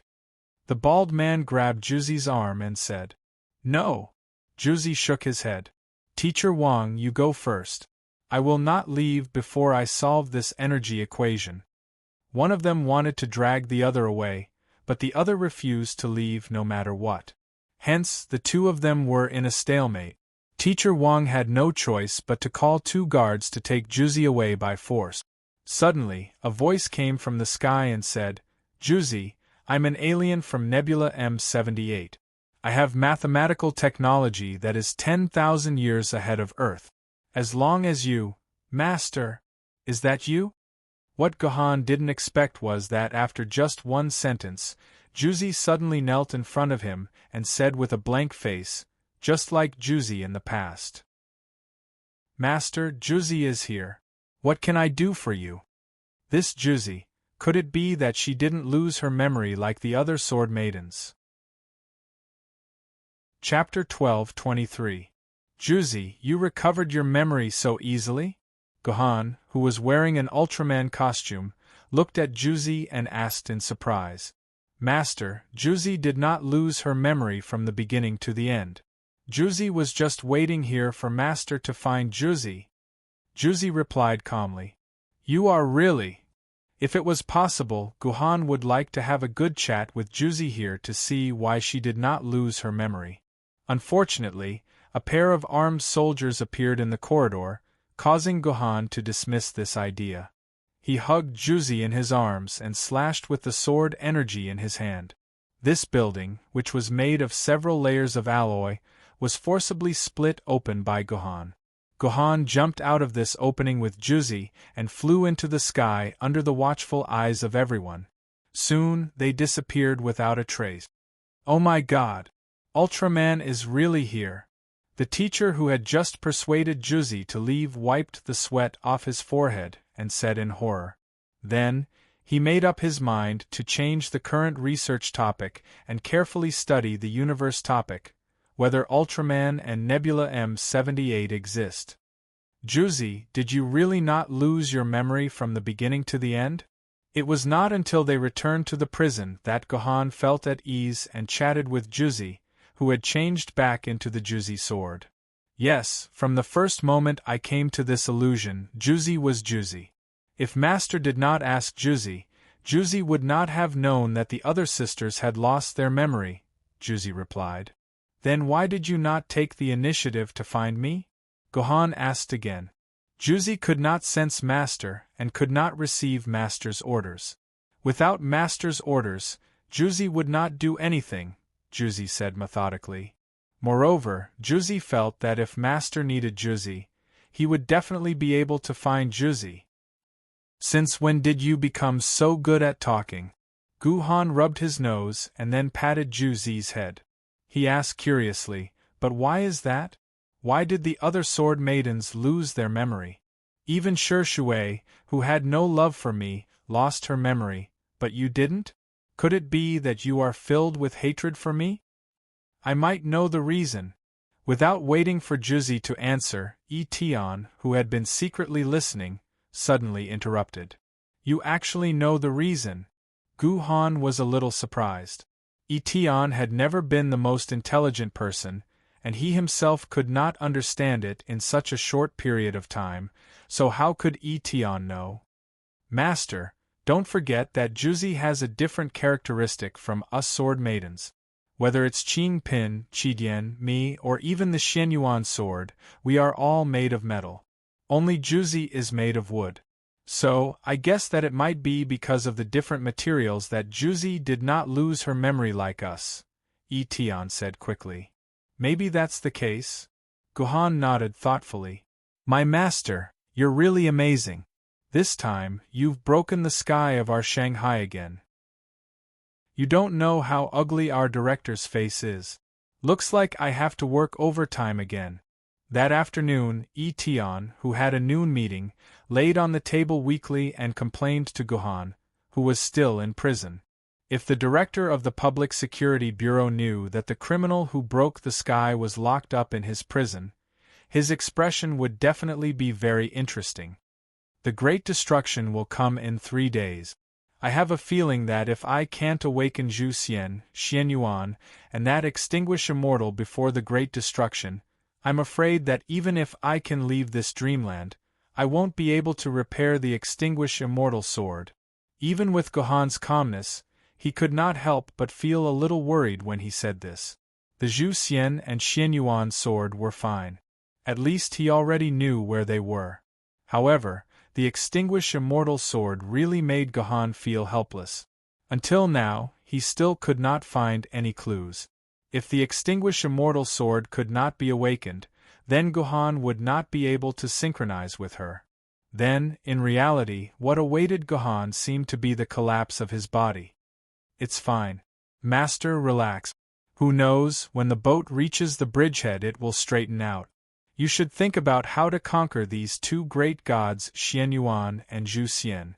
When you went to save Juzi this morning, I came into contact with the two of them. You definitely won't be able to imagine what their current situation is," Etian suddenly said in a slightly mysterious tone. "What happened to them?" Guhan frowned when he heard this. "Did they get together? How did you know?" Etian was shocked when she heard this. She then smacked her lips and said, "Master, you might not believe me if I tell you, but the two of them planned to elope tonight." Guhan, "Zhu Xian, have you really thought it through?" At night, in a seemingly ordinary apartment, a gorgeous, tall, and voluptuous beauty with a lazy temperament looked at Zhu Xian, who was busy going up and down in front of her, and said helplessly, "Do you regret it?" Zhu Xian's body stopped in front of Xianyuan, then suddenly turned around. In the blink of an eye, a cold Ling's dagger was placed on Xuanyuan's neck. Zhu Xian said to Xianyuan with a cold voice filled with killing intent, "If you regret it, I'll kill you first, then commit suicide." At this moment we could clearly see Zhu Xian's true appearance. This was a beauty that didn't lose to any sword maiden that Guhan had seen before. Her height and figure were similar to Xianyuan, and they were both standard long-legged beauties. However, compared to Xuanyuan's mature and lazy temperament, Zhu Xian seemed especially cold. Her entire body emitted a bone-piercing sharpness, as if she was an ice beauty that descended from the Moon Palace. Don't scare me. Didn't we say that we'll be together forever?" Xianyuan was obviously shocked by Zhu Xian. Then, he immediately took out his tenderness, and gently pulled Zhu Xian into his embrace. He said sweetly, "Although I, Xianyuan, am a bit of a bastard, I've always been a man of my word. Since I've promised to go far away with you, I won't lie. We'll leave tonight and stay far away from Shanghai. We'll live happily ever after." "I believe you're telling the truth. You can't lie to me." Zhu Xian hesitated for a moment, then inserted the dagger in her hand into her slender legs. The dagger disappeared without a trace. It looked very magical, as if it had a dimensional pocket. However, upon closer inspection, you'd discover that Zhu Xian had inserted the dagger into her suspender stockings. With the lace pattern of the suspender stockings, it looked very sexy. "I'm telling the truth. I won't let you down." Xianyuan hugged Zhu Xian tightly in his arms. His lips slightly lowered, and Zhu Xian shyly closed her eyes. Just as the two were about to have a forbidden lily kiss, an uninvited guest suddenly appeared. "Although I don't want to disturb the two of you, I have to remind you that if you don't leave now, you probably won't be able to," a voice said faintly. "Who is it?" Zhu Xian, who had just fallen into tenderness, immediately jumped out. She once again pulled out the dagger from her thigh, and directly placed it on the throat of the mysterious person who suddenly appeared. "I won't tell you who I am for now. I don't think you have the time to listen to me in detail. I advise you to look out the window. Otherwise, don't blame me if you regret it for the rest of your life," Guhan said faintly. "Sophistry. I'll kill you." Zhu Xian glared, and the dagger in her hand was ready to slit Guhan's throat. "Don't!" Xianyuan suddenly shouted. Hearing Guhan's words, she immediately peeked through the window. Her expression suddenly changed, and she said nervously, "Oh no, your family is here. They all have guns in their hands. I'm afraid they've already heard the news. They're here to break us up." "Miss Xianyuan, you're wrong. They wouldn't dare hurt their eldest daughter. They're only here to kill you," Guhan said with a smile. "That's right. They're here to kill me." Xuanyuan's expression suddenly became even more unsightly. She now understood how dangerous her situation was. At the same time, she secretly regretted it. Of all the girls he could have flirted with, why did he have to flirt with Qian Zhu Xian, the princess of the underworld? He was Li Xianyuan, not Li Xiaoyao. He also didn't have the ability to use a flying sword to take Lin Yueru away. "Don't panic, the door of my apartment is locked with an AI. They won't be able to break in so easily. We still have time to prepare. When Qian Zhu heard this, a hint of anxiety appeared on her cold face, but she still maintained her composure. My eldest daughter, what are you preparing for? Let's just run away. Before Xianyuan could finish, Zhu flew to her bedside and pulled the handle of the bedside table. The wall in the room began to move like a door, and a secret compartment opened up. Shit! Xuanyuan's legs trembled when she saw what was in the secret compartment. There were dozens of different weapons in the secret compartment, from a pistol the size of a matchbox to an RPG launcher. Zhu had stored a complete arsenal. Hubby, aren't you the national shooting champion? Hurry up and pick a few weapons, we'll fight our way out. As Celestial Bane spoke, she inserted 2 or 3 pistols into her left stocking, took out 5 or 6 grenades and hung them on her waist. Then, she carried a rifle on her back and hid 2 mini submachine guns in her clothes. Finally, she held 2 automatic rifles in her hands. Good heavens, she took out a quarter of the firearms in the arsenal by herself. She had become a mobile arsenal. What was even more amazing was that from the outside, no one would be able to tell that this woman was hiding so many things under her clothes. As the saying goes, the things she took out were bigger than the things you took out. Xianyuan gritted his teeth. There seemed to be no other way but to fight their way out, so he rushed to the arsenal and took some weapons. However, she wasn't as strong as Zhu. She only took an automatic rifle, but she carried a lot of bullets. Her waist was full of bullets. She was also a woman who could take out more weapons than Xianyuan. No matter what your goal is, thank you for your reminder. You have nothing to do with us. Those people won't make things difficult for you. You can leave now. After equipping herself, Zhu said to Gohan. At this moment, there was a shrill alarm in the room. Zhu expression changed again. Oh no, the smart lock was breached in such a short amount of time. They'll be here in 20 seconds. Let's go. Okay. Xuanyuan's expression became even worse. No matter how he looked at it, it didn't bode well for him. It seemed that it was dangerous to pick up girls in this world. If she had known earlier, she would have flirted with guys.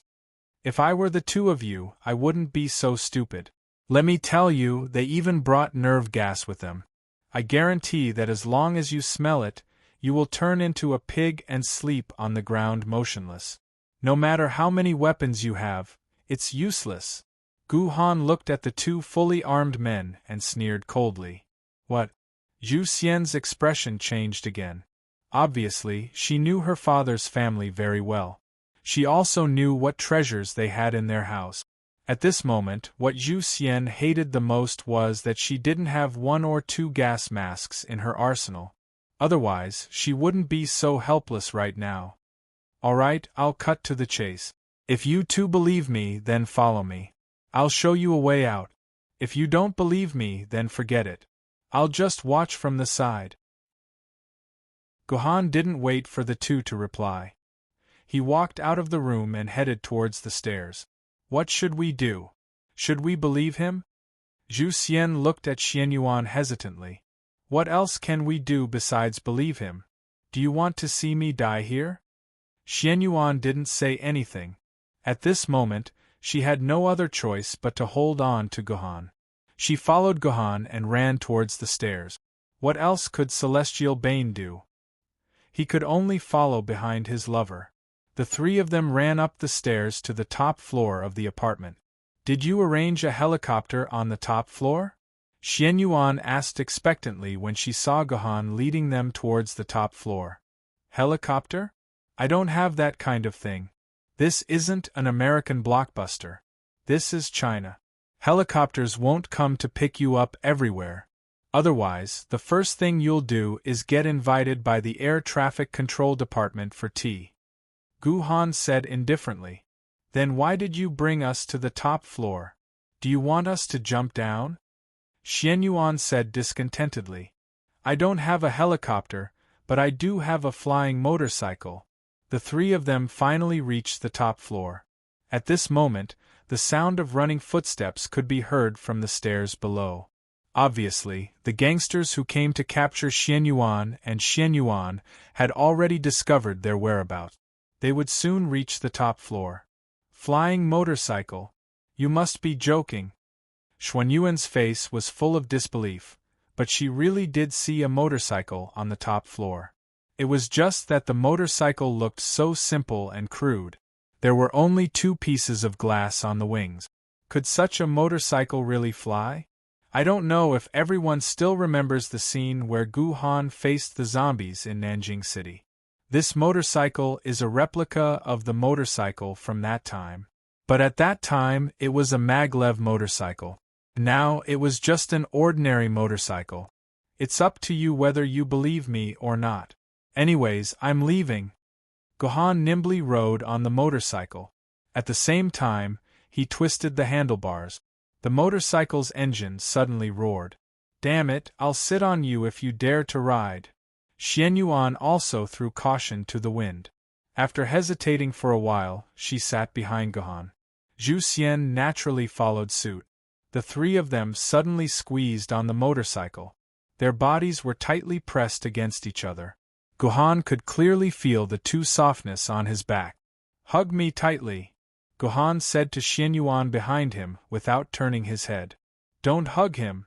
Xian Yuan was about to wrap her arms around Gohan's waist, but she didn't expect Zhu Xian to suddenly become jealous. Xian Yuan hesitated, but Gohan didn't wait for her. The motorcycle immediately sped off. Seeing that they were about to fly into the sky, Xian Yuan didn't care about Zhu Xian's jealousy. Without saying anything, she hugged Gohan's waist tightly. A faintly discernible masculine scent entered Xuanyuan's nose, making her feel a different kind of pleasure. But at this time, Xian Yuan didn't have the time to care about that, because the motorcycle was already in the sky. Boss, it's a pity that the 2 criminals ran away. I really didn't expect there to be black technology like gliding motorcycles. In Xian Yuan and Zhu Xian's apartment, a few police officers who came here for nothing reported to Tian helplessly. Forget it. Just the guns and ammunition we've seized are enough to prove that we didn't come here for nothing. We've made a great contribution this time. We've destroyed a terrorist organization that tried to disrupt the order of Demon City and carried out a terrorist attack. This is a great contribution, Tian said with a smile. Chapter 12:24. Wow! This motorcycle can actually fly in the sky. Seeing himself gliding steadily in the air, Xian Yuan was incomparably surprised. Actually, let alone a pair of wings, even if a motorcycle had 10 pairs of wings, it still wouldn't be able to fly in the sky. Gohan merely tied the Juzi sword to the motorcycle. The actual flying object was the Juzi sword. It had nothing to do with the motorcycle. But how do we land? It's easy for the motorcycle to fly, but I'm afraid there will be a big problem when we land.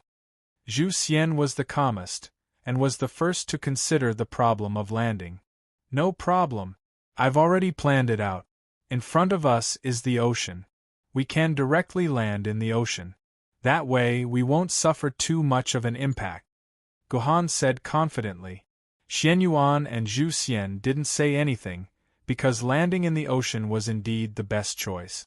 But very quickly, Zhu Xian and Zhu Xian realized something was wrong. The motorcycle's gliding ability was a bit too good. After gliding in the air for a full 20 to 30 minutes, it felt like they were more than 100 kilometers away from the coastline, but the motorcycle was still gliding in the air. Hurry up and stop. We're too far from the shore. As soon as Zhu Xian's voice fell, the dagger was pressed against Gohan's back. One could imagine the threat it posed. I advise you not to do this. If I die, you too will be finished. Gohan didn't care about the dagger and said indifferently, You have to understand me. I have to find a place close to land. Otherwise, do you plan on swimming in the ocean for the whole night? Then hurry up and find it. Zhu Xian pushed again. Gohan shrugged.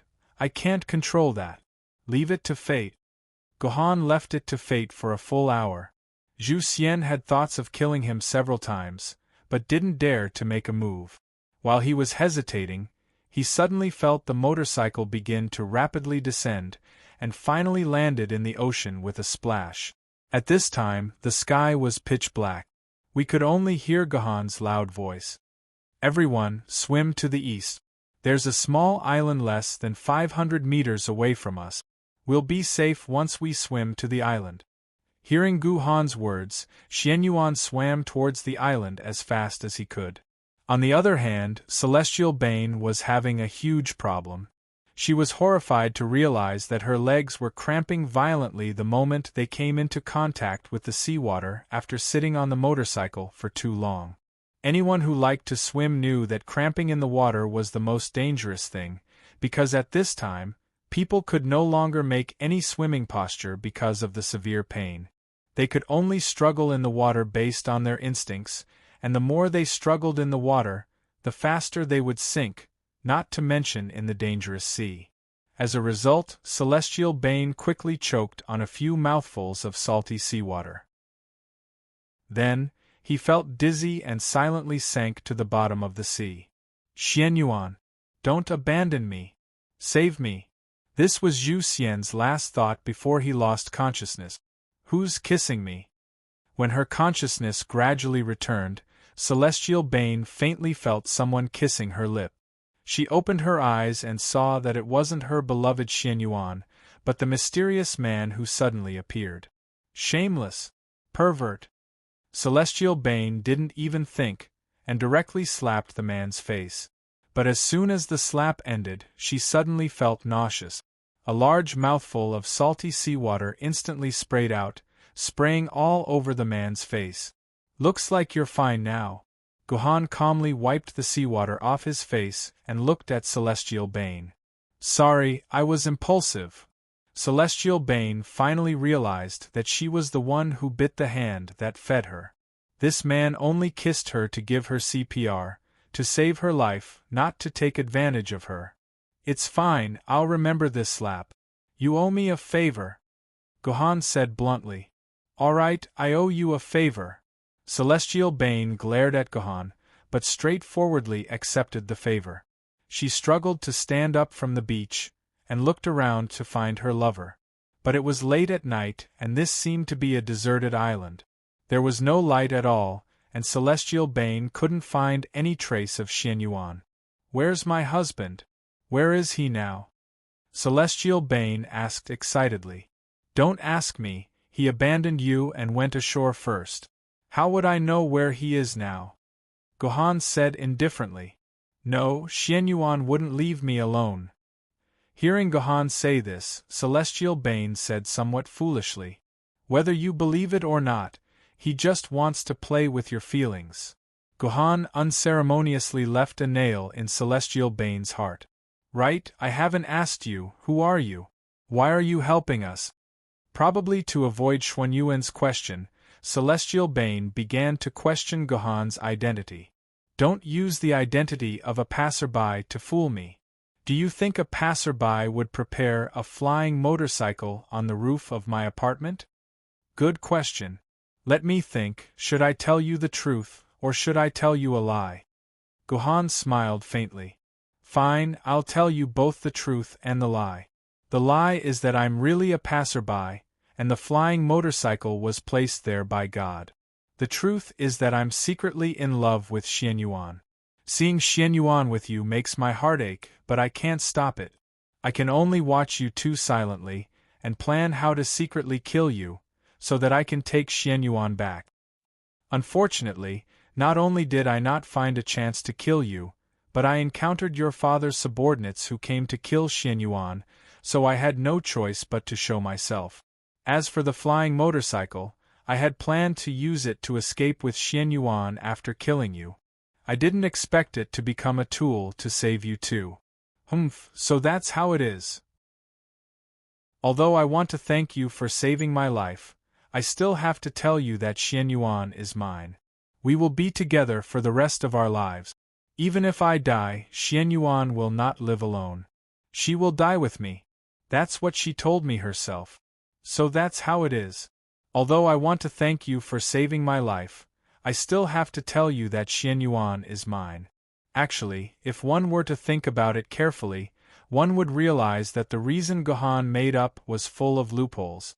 However, perhaps because it involved his lover, Celestial Bane's IQ had dropped to less than 60, so it wasn't surprising that it couldn't understand the problem. Celestial Bane, my wife. Celestial Bane, my wife, where are you? At this moment, a loud shout came from the sea. It was Xuanyuan's voice. Obviously, Xianyuan had found his way here. How about this? Hearing Xuanyuan's voice, Gohan revealed a playful smile.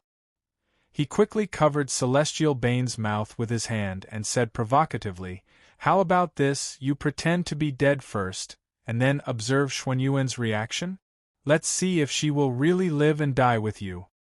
Bah, that's the stupidest thing to do if you don't trust your partner.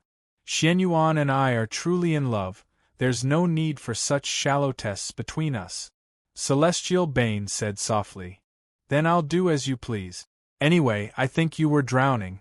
If I didn't save you, you would have died in the sea. How about this, I didn't call out to you from start to finish. You've already drowned. You're just a floating corpse in the sea now. That's not a lie. Gohan's words sounded strange, but the effect was very obvious. Celestial Bane's body trembled slightly, and he said seriously, "I don't need you to save me. Just pretend I'm dead." With that, Celestial Bane really died, lying motionless on the beach. Sigh. Women are always acting the same way they say they are. They can never let go of their suspicions. Gohan smiled bitterly in his heart, then stood up and replied to Xianyuan in the distance, "Over here. Miss Celestial Bane is here." Hearing Gohan's response, Xianyuan immediately ran over and asked anxiously, "How is it? What happened to Celestial Bane?" Sigh. Gohan let out a long sigh. Miss Celestial Bane seemed to have a cramp when she fell into the water. She was washed ashore by the sea. When I found her, she was no longer alive. What? This is impossible. This is impossible. Xianyuan panicked. He immediately rushed to Celestial Bane's side and used his finger to test Celestial Bane's nose. He touched Celestial Bane's chest and found that she really wasn't breathing. He let out a sad cry, "Wife! My wife! You died so miserably!" Seeing Xianyuan crying, Gohan found it funny and said, "I heard that you and Celestial Bane had an agreement. The two of you will live and die together. Even if you can't be born on the same day, the same year, the same month, the same day, you will die on the same day. You won't die for her, will you? Where did you hear this news? When did I ever say such a thing?" Xianyuan coughed.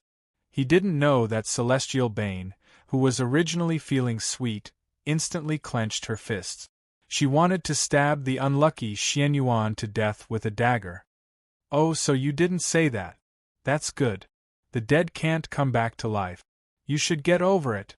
Gohan quickly helped Xianyuan to the side. Celestial Bane had been holding her breath for a few minutes. If he didn't pull Xianyuan away, Celestial Bane would probably be exposed. Hey! Although Celestial Bane is cold, arbitrary, and likes to force others to do things that they don't want to do, she's also very arrogant, self-centered, and doesn't allow others to have other opinions. She thinks that she did the right thing when she obviously did something wrong. She always thinks that everyone else in the world is stupid, and only she and I are smart. Xianyuan listed out more than 10 of Celestial Bane's flaws in one breath. If Xianyuan hadn't added at the end, "Although she has so many flaws, I still love her," she was probably so angry that Celestial Bane, who was lying on the beach pretending to be dead, wanted to jump up and stab Xianyuan to death. "By the way, who are you? Why did you come to save us?" Xianyuan quickly asked the same question that Celestial Bane had just asked. "Hey! You probably never noticed that I've been secretly watching you from the corner." Then, Gohan told Xianyuan what he had said to Xianyuan. "Are you saying that you like me?" Xianyuan narrowed his eyes. "But I like women, I don't like men." "I don't think so." Guhan suddenly hugged Xianyuan, and unceremoniously placed his hand on Xuanyuan's wet thigh. With a hoarse and seductive voice, he said, "That's because you haven't tasted the benefits of a man. There are some things that a woman can't give you, only a man can enter your heart." At that moment, Xianyuan once again smelled the masculine scent of Guhan on the motorbike. His heart couldn't help but sway. No, what's so good about men? It's disgusting. Women are better. Although Xianyuan said that, he allowed Guhan's hand to be placed on his thigh. "Then can you tell me why you don't like men?" Guhan's hand continued to rub up and down Xuanyuan's supple thigh. "Men are all bad people. They are irresponsible and have no feelings. They borrow someone's hand to defeat a strong enemy and then throw them to the ground. They even carve mountains, rivers, the sun, the moon, the 4 seasons and the 5 valleys on someone else's body. Nominally, they want someone else to be their world, but in the end they carry the world on someone else's shoulders and become an emperor. Men are all bastards. They're all bastards." Xianyuan seemed to have fallen into a state of confusion. His words were strange and confusing, as if he was telling a completely unrelated story. "I'm not that kind of man." Guhan's hand suddenly stopped. After thinking for a long time, he whispered in Xuanyuan's ear, "In this world, life, death, peace, chaos, love, hate, reunion, separation, joy, pain, recovery, extinction, I will bear all of it. I will bear all of it. You only need to be in my hand, and become the pole that I carry the world with." "Really?" Xianyuan suddenly turned his head and looked into Guhan's eyes.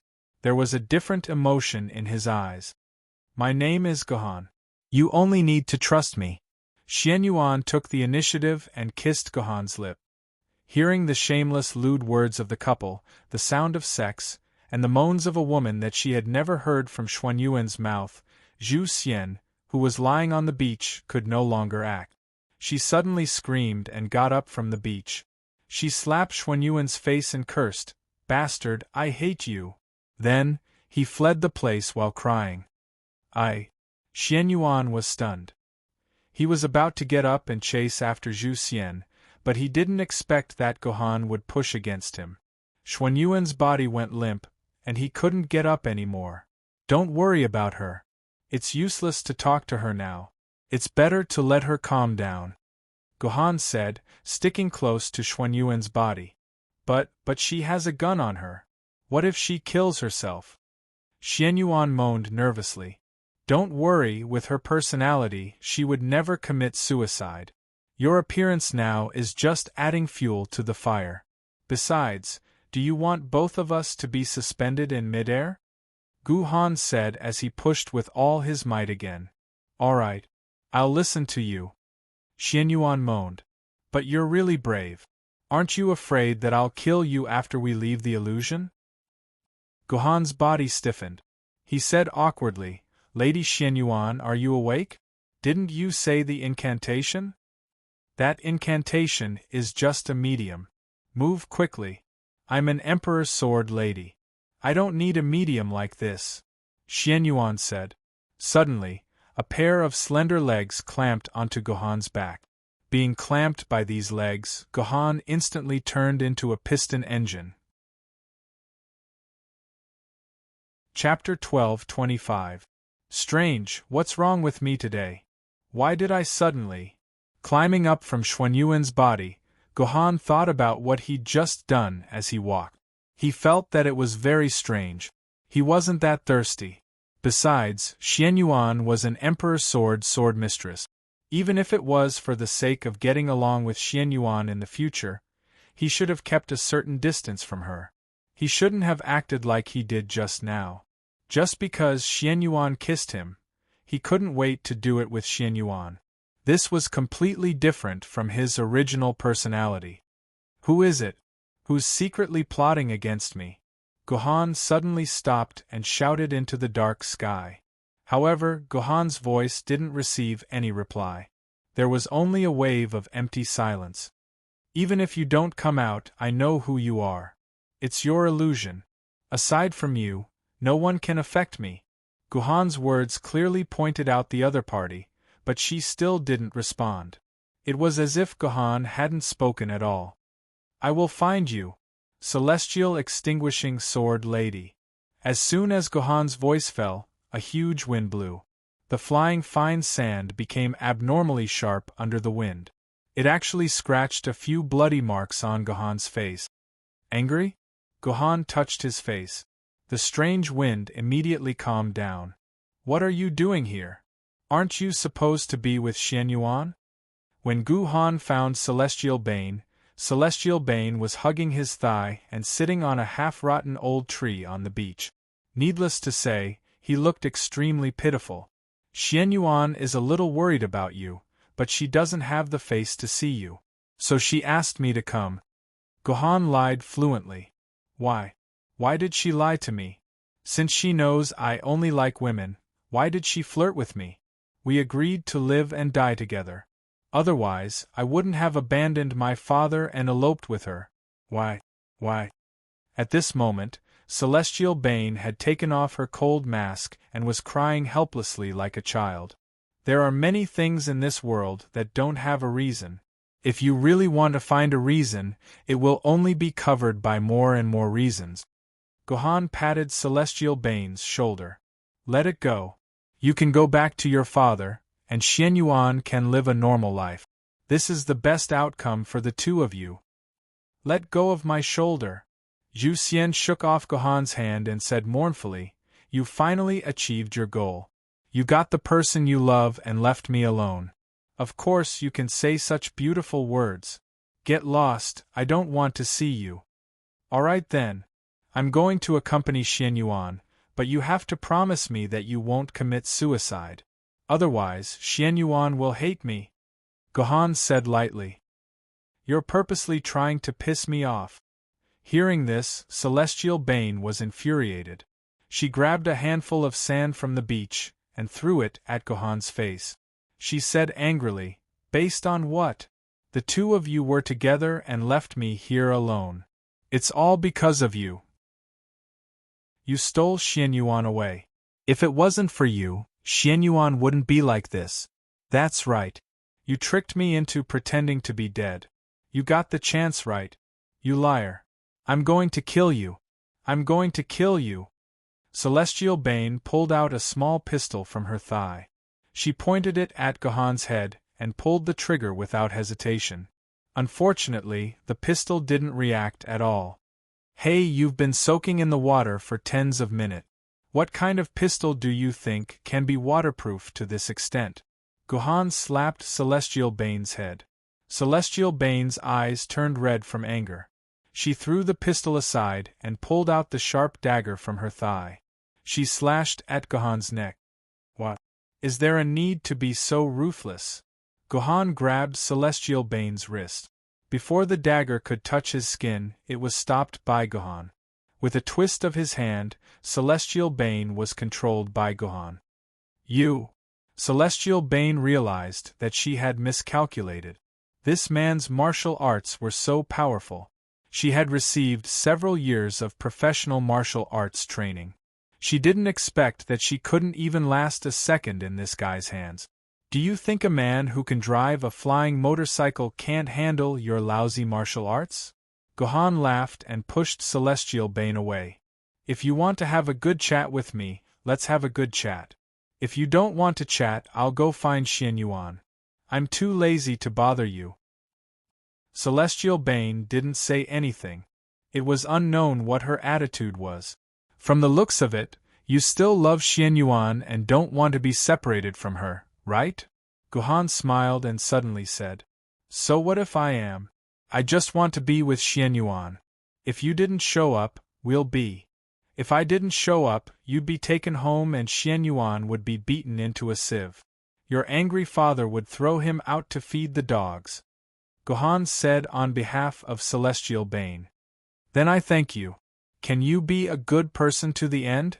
Leave my Xianyuan and I'll give you a lot of money. Celestial Bane suddenly begged. I don't lack money. If I remember correctly, your father gave me 200 million renminbi a few days ago. I haven't spent it yet. Guhan said with a smile. You're the mysterious man who robbed the entire underworld of Shanghai? Celestial Bane was shocked. She had heard a story from her father that sounded like a fairy tale. It was about a man who had robbed half of the underworld in Shanghai. Whether it was knives, guns, or even grenades and rockets, they couldn't do any harm to this man. Those bosses could only helplessly pay up and keep the peace. If there isn't a second person who did this, it should be me. Guhan licked his lips. I have a good suggestion. You should be like Xian Yuan and be my woman. What nonsense are you talking about?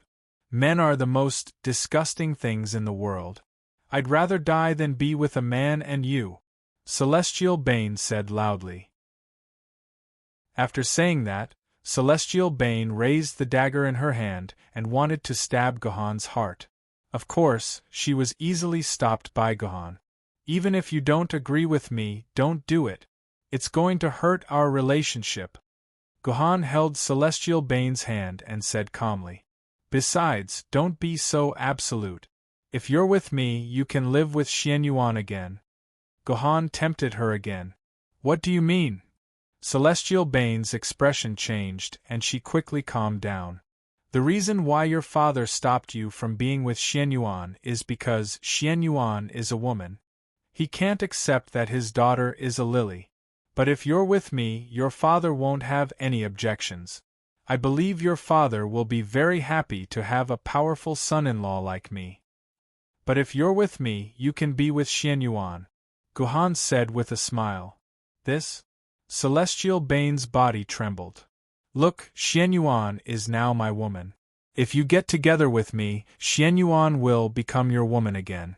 Then, you can be with Xian Yuan legally, as long as it doesn't affect my relationship with Xian Yuan. Isn't that perfect? Guhan said seductively.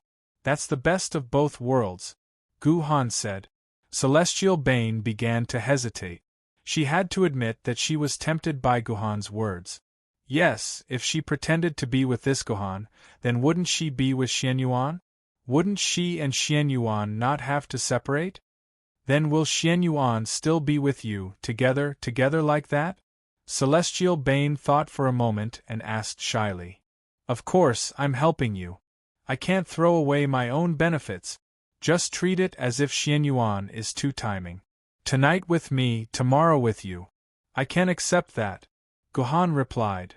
But if that's the case, what benefits do you get? Didn't I steal half of your Xian Yuan? Celestial Bane asked curiously. I don't mind telling you, this is a gamble. Guhan's hand pressed on Celestial Bane's thigh. Celestial Bane was stimulated by the warm palm and her body softened. She panted and asked, What are you betting on?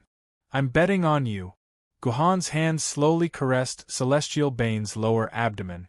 I bet that I can also hold you in my hand and let you know that in this world, men are much more fun than women. Qian Fugue anxiously paced around his office. Almost all the flower pots and sundries in the office had been replaced. Even Qian Fugue's favorite chair had its legs broken. His daughter had been missing for a night, and he heard that the police had raided the apartment. He still didn't know whether his daughter had escaped or was caught by the police. Boss Qian, long time no see. Just as Qian Fugue was pacing around anxiously, a voice that once made Qian Fugue's heart tremble rang in his ears. Qian Fugue panicked and looked behind him. He immediately took out a pistol from his belt. Suddenly, he thought of something and threw the pistol on the ground. With a bitter face, he said to the man, Little brother, haven't I already given you the money? Why are you looking for me again? Hey, father-in-law, please don't laugh at me. I'm not here to ask for money, I'm here to pay you back. Guhan said with a smile and clapped his hands. A huge pile of cash appeared out of thin air in his office. Although he had seen the man turn the cash into nothing in the blink of an eye, Qian Fugue was still shocked when he saw the cash appear in his office in the blink of an eye. You're here to pay me back? Qian Fugue asked with uncertainty. Then, he immediately realized that there was something wrong with the man's words. His expression changed again, and he asked with a trembling voice, "Little brother, what did you just say? What did you call me?" "Father-in-law, of course," Gohan said passionately. "A few days ago, I didn't know the immensity of heaven and earth and offended you. However, when I saw Miss Celestial Jade yesterday, I was shocked. I'm willing to love Miss Celestial Jade for the rest of my life. Under my sincere pursuit, Miss Celestial Jade has agreed to marry me. From now on, I'm your son-in-law, and you're my father-in-law." "What? You're engaged to Celestial Jade? Where is Celestial Jade now? Was she arrested by the police?" Qian Fugui asked. "I managed to rescue Miss Celestial Jade before the police arrived. However, the police are searching for her everywhere, so I didn't dare to show her face. However, I've already placed her in an absolutely safe place. As long as you agree, I'll be your son-in-law from now on," Gohan said sincerely. "Great. That's great." Qian Fugui was stunned for a while, and suddenly started clapping hard. Although the brat in front of him was a little mysterious, his strength was undeniable. He was like a god in the legends. More importantly, he was a man, a real man.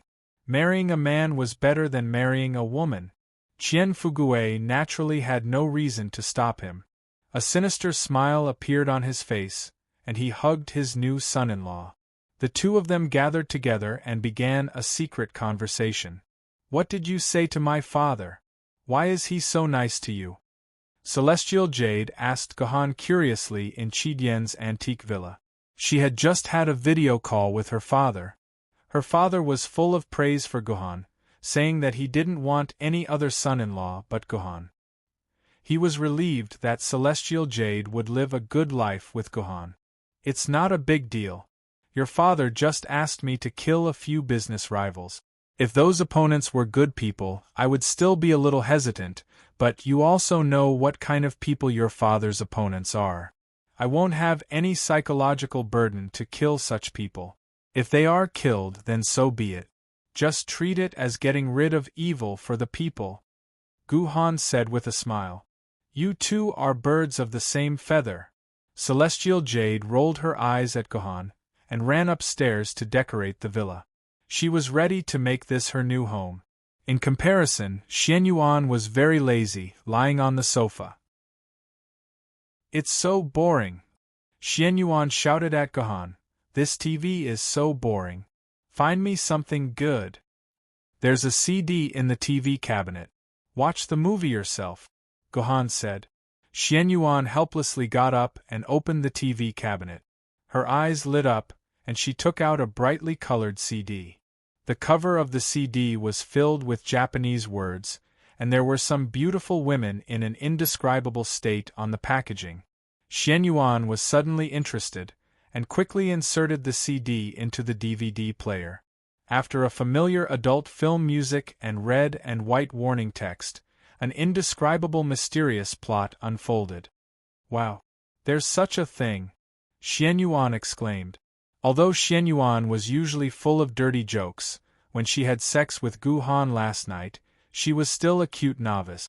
She had only unlocked a few simple positions. Xian Yuan was immediately captivated by this Japanese erotic action film. She even took out a small notebook and a pen and started to take notes carefully. Chapter 12:26. The Sixth Day. "This shameless adulterous couple," Jade Dynasty said with a red face when they heard the sound of pa pa pa pa pa coming from the next room. When she found Xian Yuan watching a movie in the living room on the first floor, the movie was already coming to an end. Xian Yuan, who had learned a lot of different positions, couldn't wait to pull Gohan into his room and start experimenting with sex. This made Zhu Xian suffer. She couldn't help but listen to Xuanyuan's sex. She wanted to pinch them to death, but deep down, she was also curious about the matter. That night, according to the agreement between Zhu Xian and Gohan, it was time for Zhu Xian and Xian Yuan to be alone. Xian Yuan did accompany Zhu Xian for a while, but throughout the process, Xian Yuan seemed a little absent-minded. Obviously, he didn't pay attention to Zhu Xian. Zhu Xian barely talked to Xian Yuan for a while, then angrily took out her dagger and put it on Xuan Yuan's neck. She cried and asked, "You're still thinking about that damned man, right? You don't have me in your heart, do you?" "Hey, you can't say that. After all, we've been together for the longest time, and we've only known Gohan for a day. Of course I like you more," Xian Yuan quickly explained. "Then why are you still thinking about that man when you're with me?" Zhu Xian asked unwillingly. "That's just physical pleasure. It's a little memorable." Xian Yuan tried every possible way to make Zhu Xian happy. The two of them chatted for a while. Zhu Xian suddenly grabbed Xuan Yuan's hand and asked shyly, "Xian Yuan, why don't you do what you did with that stinky man to me?" Xuan Yuan's body stiffened. "What do you mean?" I just want you to know that whatever that stinky man can give you, I can also give you. From now on, it'll be good for you to be with me. You won't have to be bullied by that stinky man anymore," Jade Dynasty said shyly. "That sounds reasonable." Xuan Yuan's eyes lit up. She had already experienced it with men, but she hadn't experienced it with women. Xian Yuan showed a lewd smile, then the two women fell on each other. Below are a few thousand words. After grinding tofu with Xian Yuan for the whole night, Zhu Xian lay on the bed pretending to sleep. Even though he had done those shameful things with Xian Yuan, Zhu Xian still felt a sense of emptiness in his heart. This emptiness was even greater than when he was grinding tofu with Xian Yuan. Zhu Xian had an urge to find something to fill himself with. After letting his imagination run wild for a while, Zhu Xian suddenly realized that Xian Yuan, who seemed to be sleeping soundly, had secretly crawled out of the room. "Xian Yuan." Zhu Xian wanted to call out to Xian Yuan, but she thought of something and closed her mouth.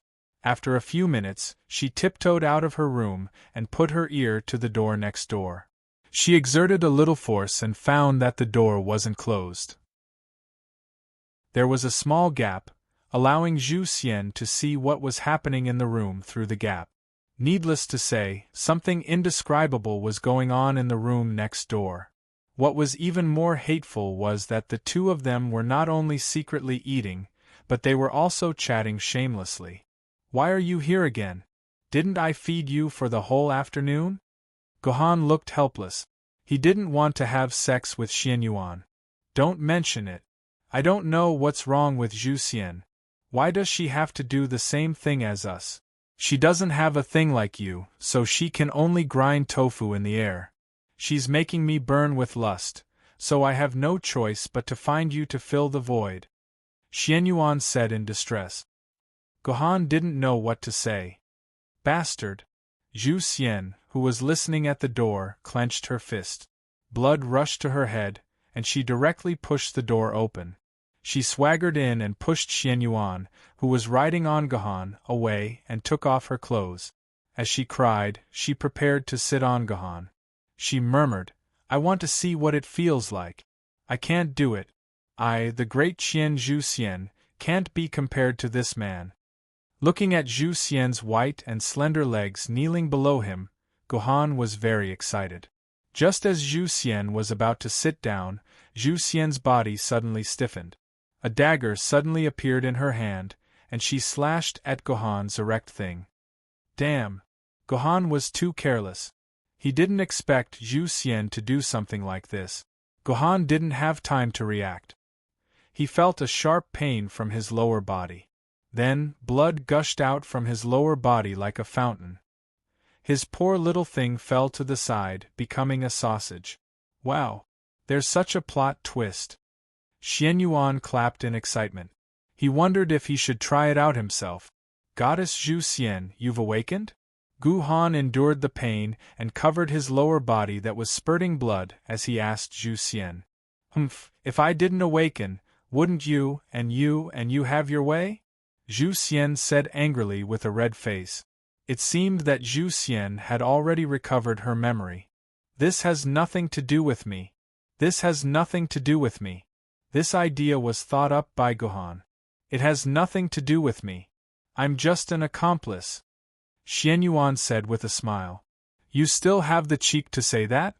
Zhu Xian's blood-stained dagger was pointed at Xuan Yuan's head. Her face was so red that it looked like she was about to explode. How could I, with you? Zhu Xian was so ashamed that she couldn't speak. Seeing Zhu Xian like this, Gohan remembered that Zhu Xian and Xuan Yuan's sword didn't have a good relationship. The two of them often quarreled in real life. They would mock each other, and they looked like they couldn't wait to piss each other off.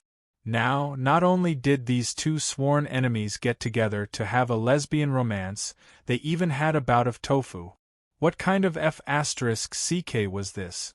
No wonder Celestial J Dynasty was so embarrassed. This feeling was like Cao Cao and Liu Bei, these two archenemies, suddenly discovering that one day they fell in love with each other, and even had a physical relationship with each other. I'll settle this with you later.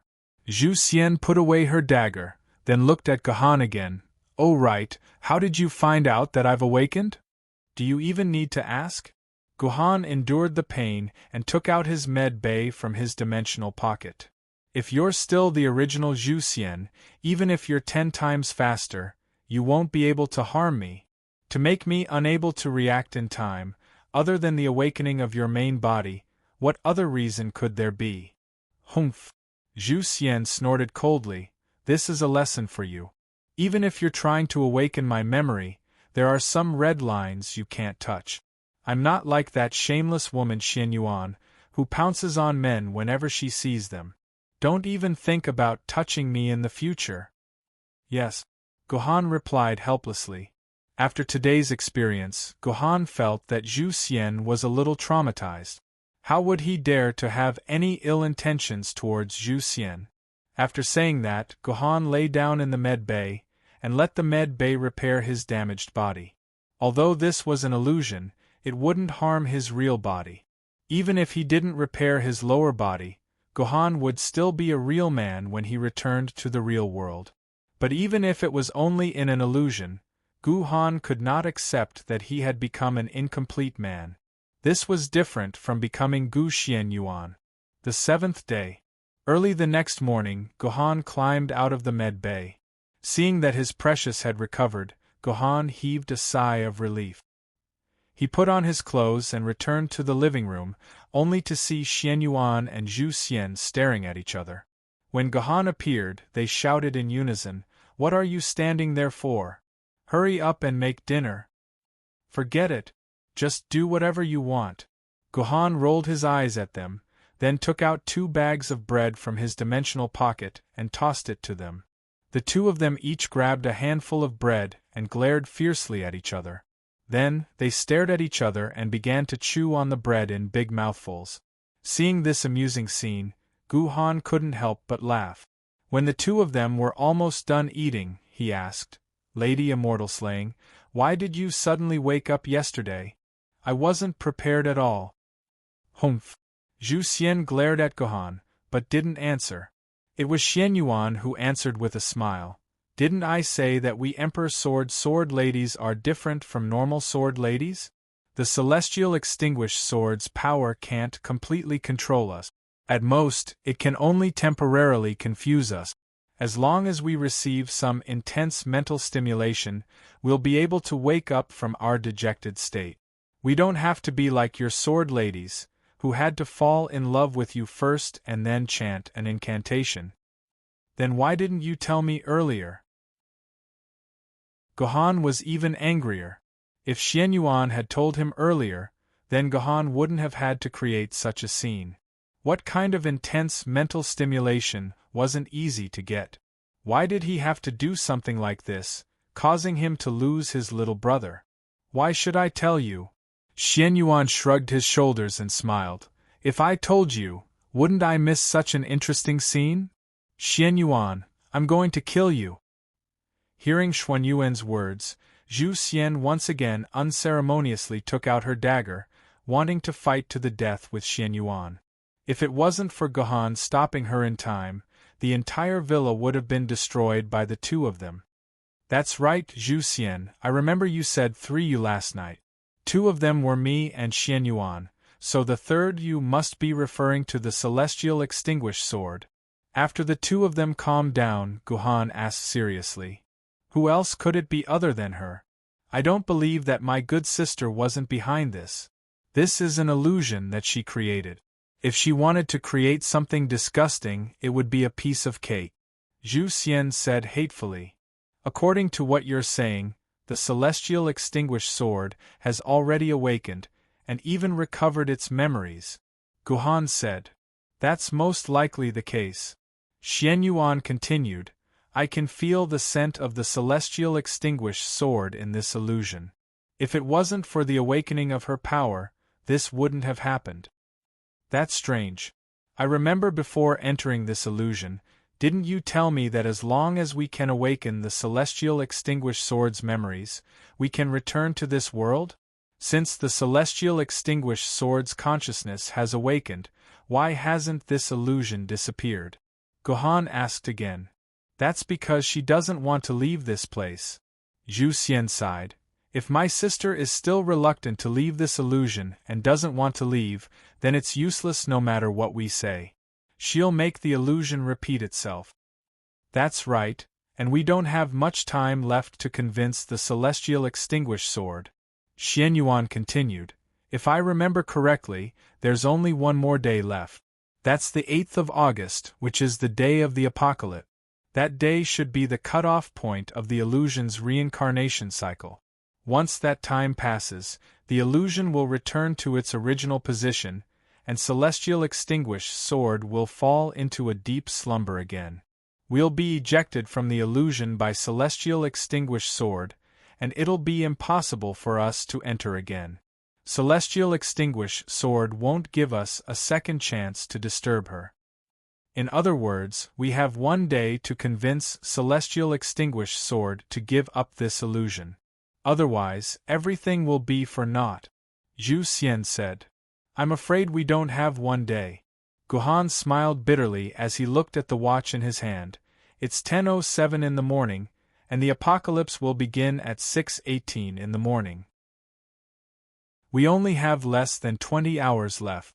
After knowing the final time limit, Guhan and the other sword maidens could no longer live leisurely.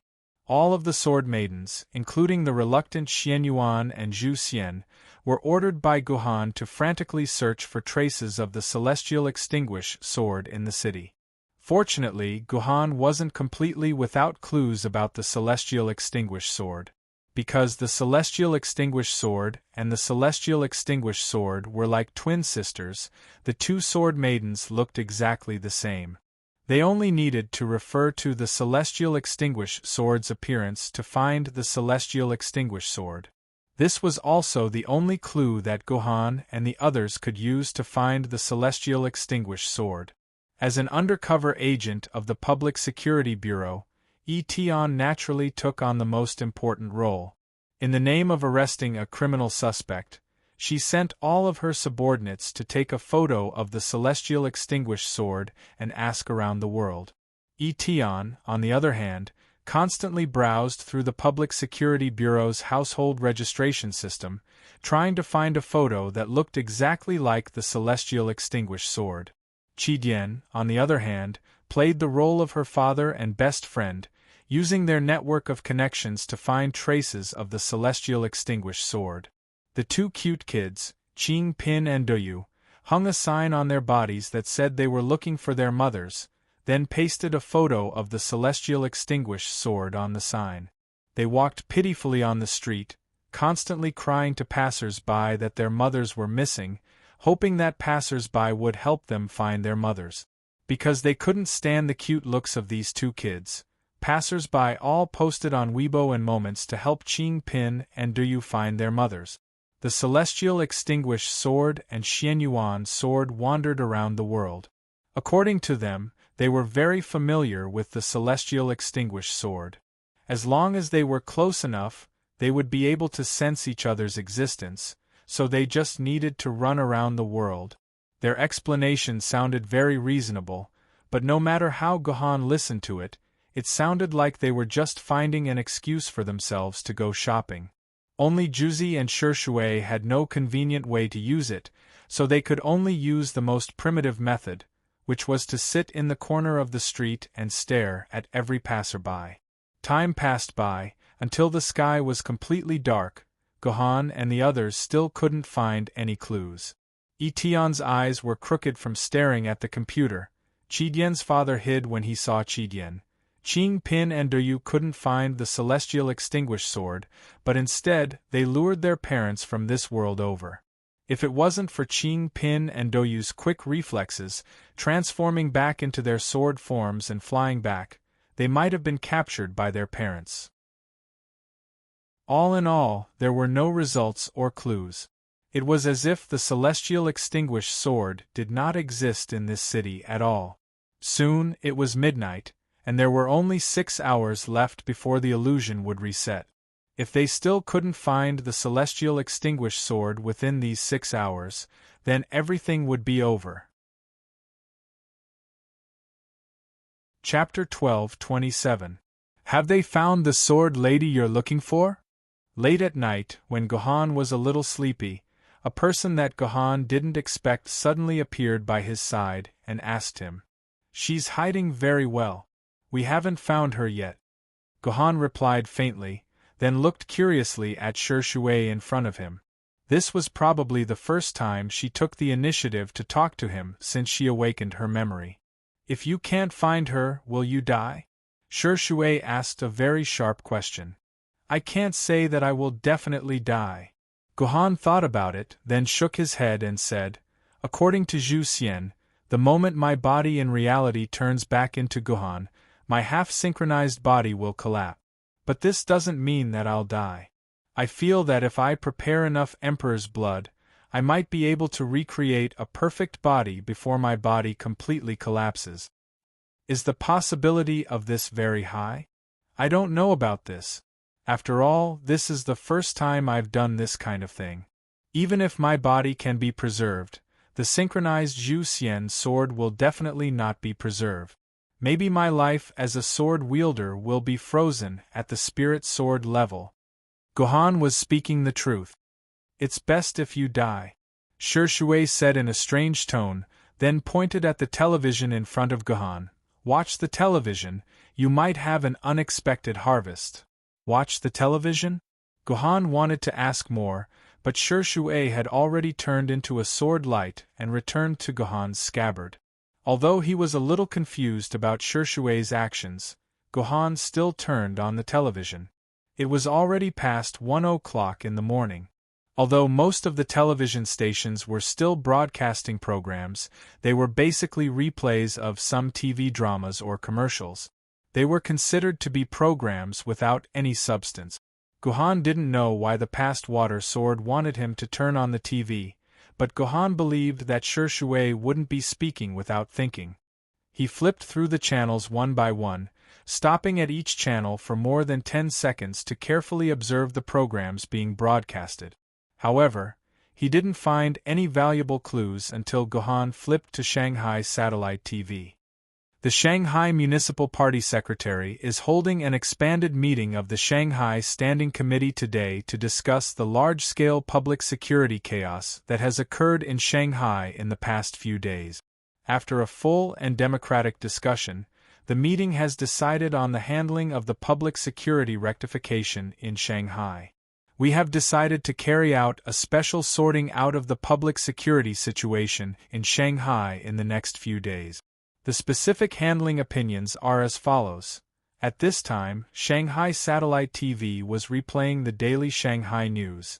In the eyes of some young people, this might be a boring TV program, but when Gohan saw this, he stopped changing the channel. Instead, he started to watch the entire news seriously, not even letting go of some of the details on the TV screen. It was not until this news finished and the entertainment news shifted to a certain celebrity who might have gone to the United States to get pregnant that Gohan suddenly turned off the TV. Strange. Gohan rubbed his chin and thought for a while. Then, he immediately jumped up from the sofa and ran to the villa's computer. After typing a few words, he began to frantically search for news on the internet. As a result, the more Gohan looked, the more shocked he became. Finally, He slapped the computer table and shouted excitedly, "Found it!" Early in the morning, at the entrance of the villa in the first courtyard of the Provincial Party Committee, which was the most discussed topic on Shanghai's government forum, a few people suddenly fell from the sky. The surrounding guards were shocked and immediately pulled out their police guns. In the end, before they could open fire, they were sent flying more than 10 meters away by an invisible airflow. They fell unconscious on the spot. The people who appeared on the guardrail were naturally Gohan and his sword lady.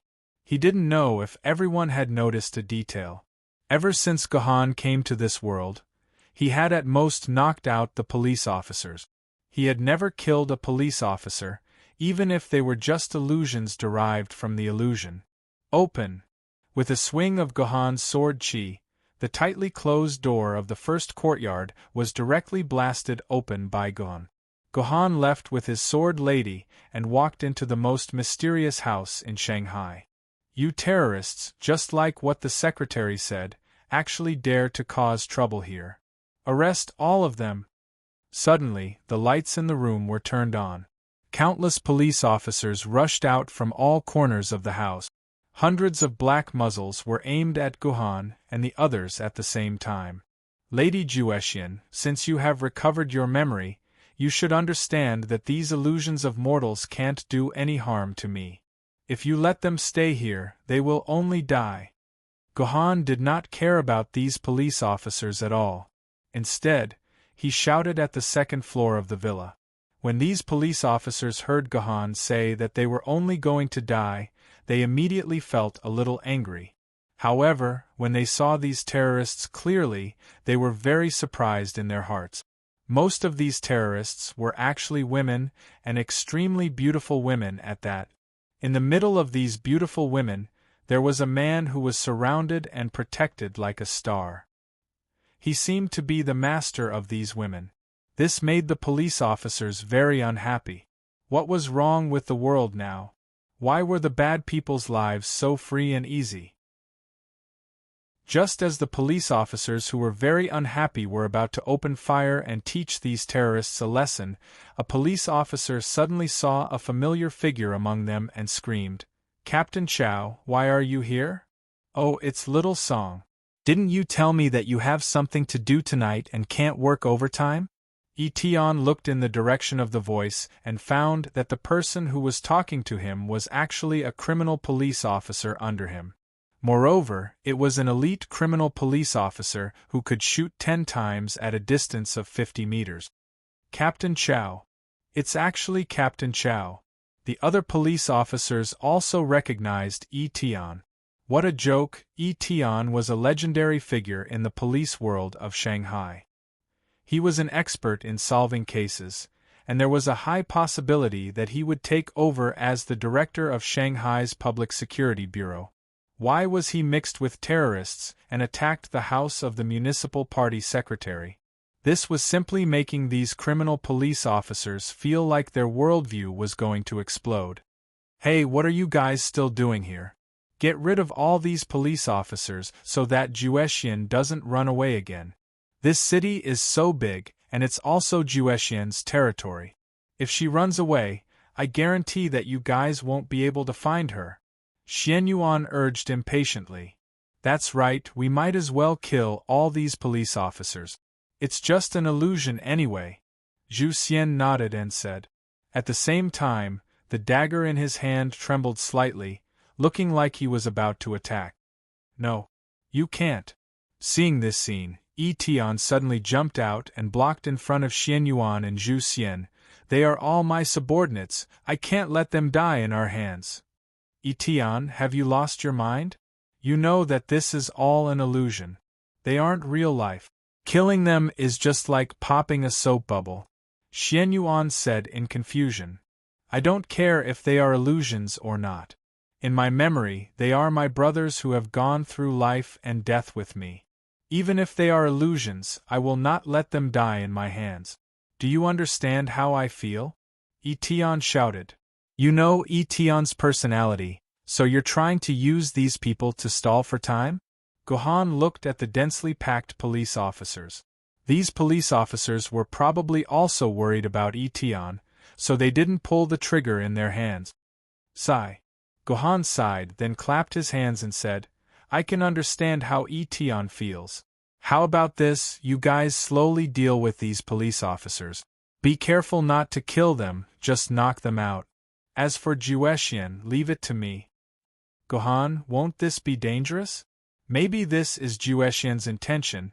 He wants to temporarily separate you from us. Chidian said with some worry. It's fine. At most, I'll be kicked out. It's no big deal.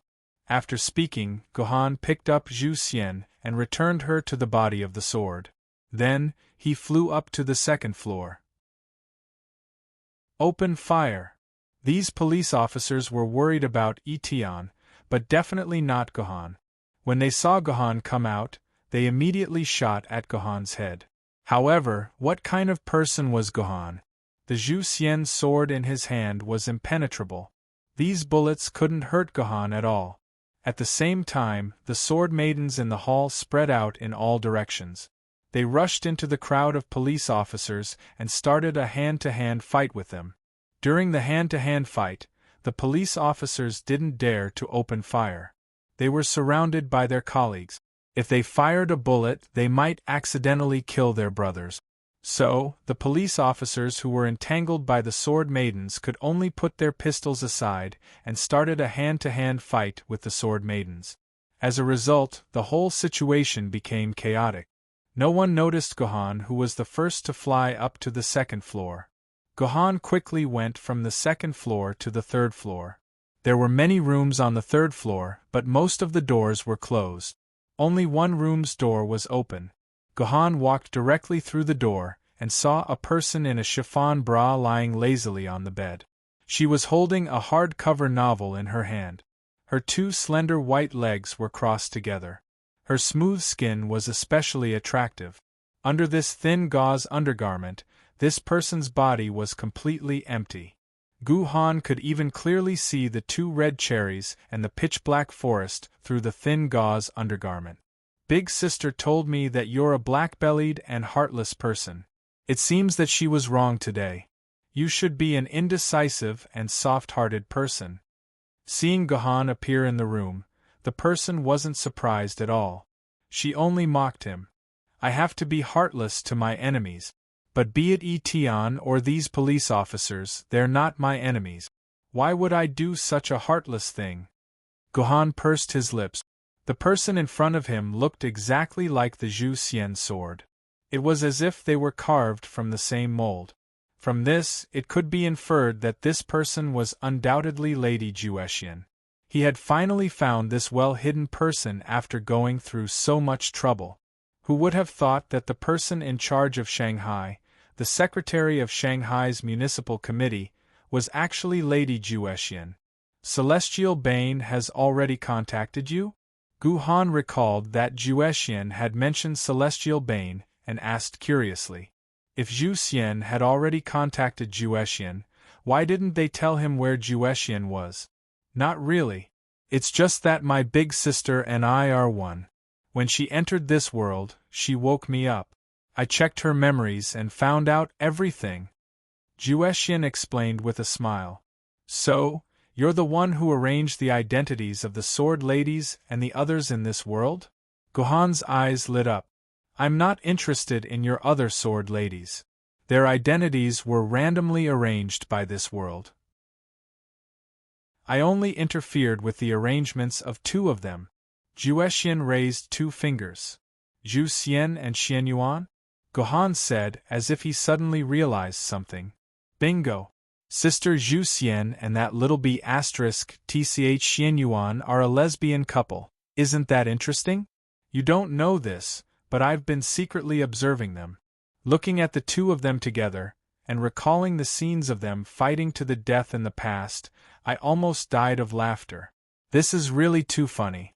If only sister trapping immortal and sister killing immortal were here, then they could share my happiness. Juexian laughed loudly, his face full of joy from playing a prank.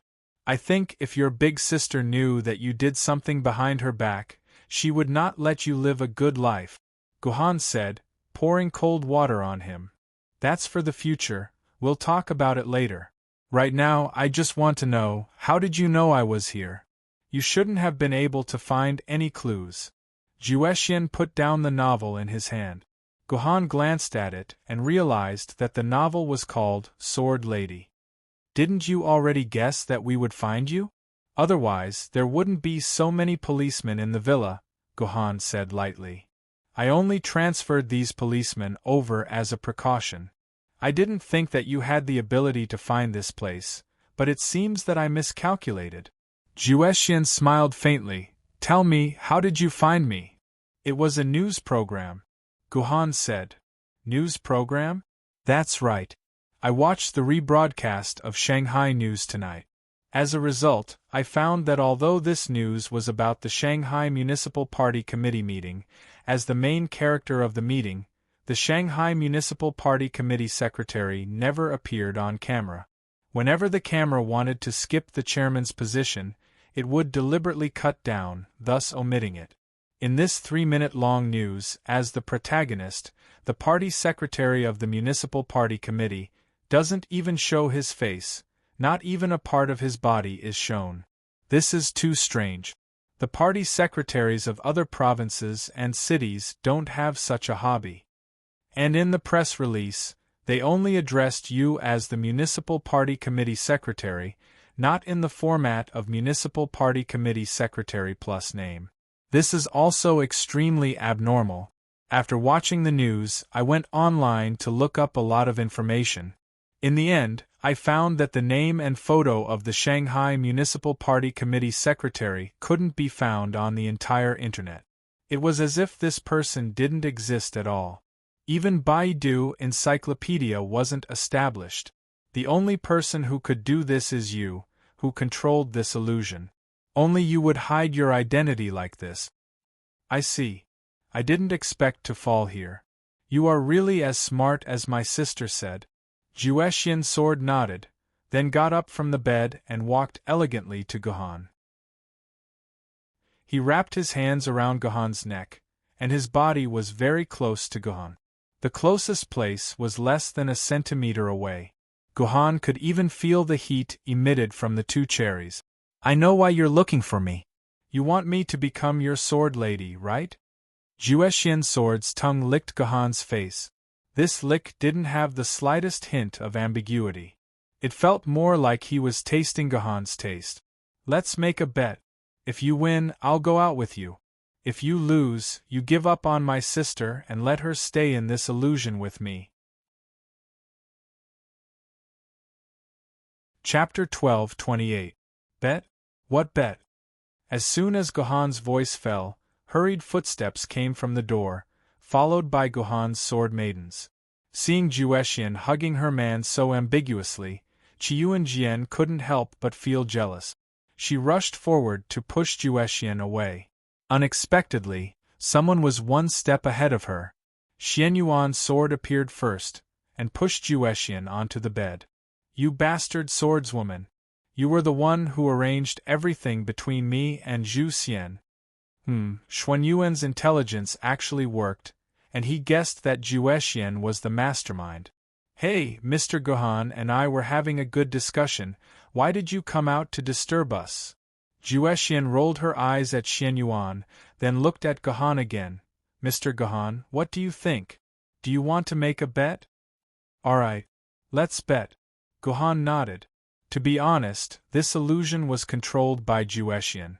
Juetian had the absolute home field advantage, and he had no idea how to bring Juetian out of this illusion. Moreover, it was almost 6 in the morning. When the illusion ended, Gohan would no longer have a chance, so he could only take the risk and gamble with Juetian. Good. Bring her here. As soon as Celestial Extinguishing Sword's voice fell, a small door in the room opened. 2 maids in maid attire escorted a young girl who was tightly tied up with a rope into the room.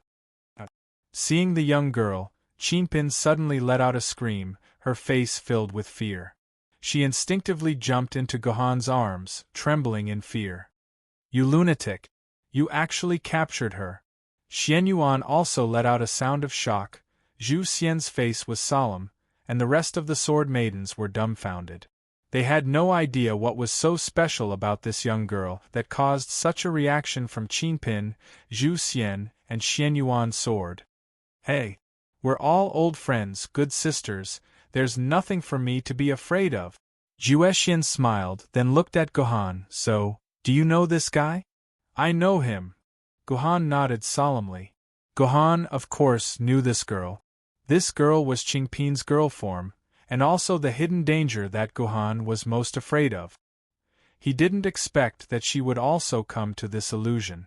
But when she thought about it carefully, it was to be expected.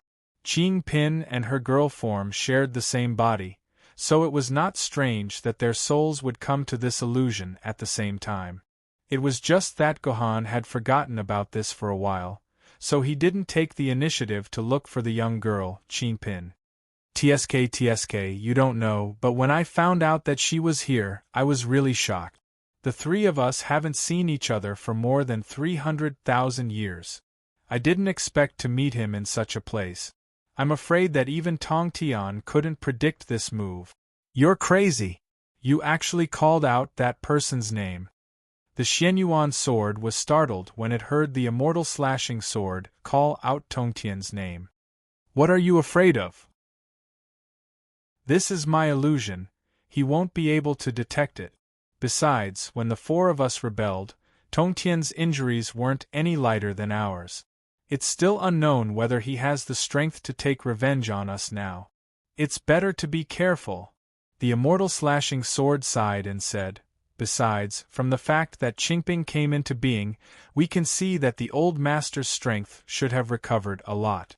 Otherwise, how could Qingping have the ability to reveal her true body? Hey sister, don't scare me. According to what you said, the four of us are dead meat. The immortal slashing sword said in shock. You don't have to pretend anymore. Since you've already shared my memory, you should know why I'm here. Since we've started this era, it's also necessary to end this era. What we didn't finish back then will be finished by our hands. This is our last chance. If we miss this chance, we can only return to Hongmeng. So, sister, you chose this man? The immortal slashing sword looked at Gohan. Did I make the wrong choice? Gohan, no matter if it is his strength, his temperament, his bloodline, or the person behind him, he is the best choice for us. Other than Gohan, we have no other choice. He's our last chance. You should know this better than I do. The immortal slashing sword said calmly.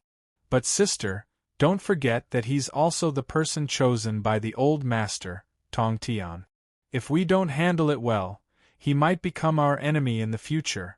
The immortal slashing sword's expression changed and said with extreme caution. Isn't this interesting? Both sides have chosen the same person. This is our only chance of survival. After all, the old master, Tong Tian, is still recuperating. However, we can already make preparations in advance. The immortal slashing sword also looked at Gohan's body. We're his sword maidens. Once this fact is confirmed, even the old master can't do anything about it. This is our only chance of winning. Sigh, if it's possible, I really want to wag my tail and beg the old master. I might as well become his primordial cardinal treasure again. If this world is destroyed, then so be it. What does that have to do with us? It's better than being like this. Not only do we have to live in fear, we also have to fight a battle that has almost no chance of winning. Look at what happened to sister trapping immortal and sister killing immortal. Since we've chosen the path back then, there's no medicine for regret. We can't escape this fate. The immortal slashing sword sighed. Sister Zhuexian, stop fooling around. Come with us. This is the only way out for us four sisters. TCH, if I didn't want to go with you, I could have escaped to any corner of this city before you arrived. Why would I wait for you in this house? Zhuexian curled her lips. But I'm still the immortal slashing sword of the four immortal slashing swords, one of the primordial cardinal treasures. How can I be so shameful and follow this man? I've already said that as long as he completes the bet, I'll leave with you. Otherwise, I'll continue to live in this illusion. In any case, 1 day in this illusion can be used as 12 days. It's very enjoyable. Gohan, what are they talking about? I don't understand a single word. Chi-Chi tugged at Gohan's sleeve and asked curiously. They're talking about something very important. Gohan took a deep breath. Although I don't really understand, the 4 of them seem to be involved in the fate of the entire world. Why do I feel that the birth and appearance of the Great Apocalypse is due to these 4 swords, Tong Tian and the Qingping sword? What? You're trying to scare me? Chi-Chi was also shocked. This matter sounded too frightening. Master. After ending its conversation with its sister, the immortal slashing sword walked to Gohan's side and looked at Gohan deeply. Then it said, Master, there are some things that are not yet the time to say. Master, it's good that you heard what I said just now.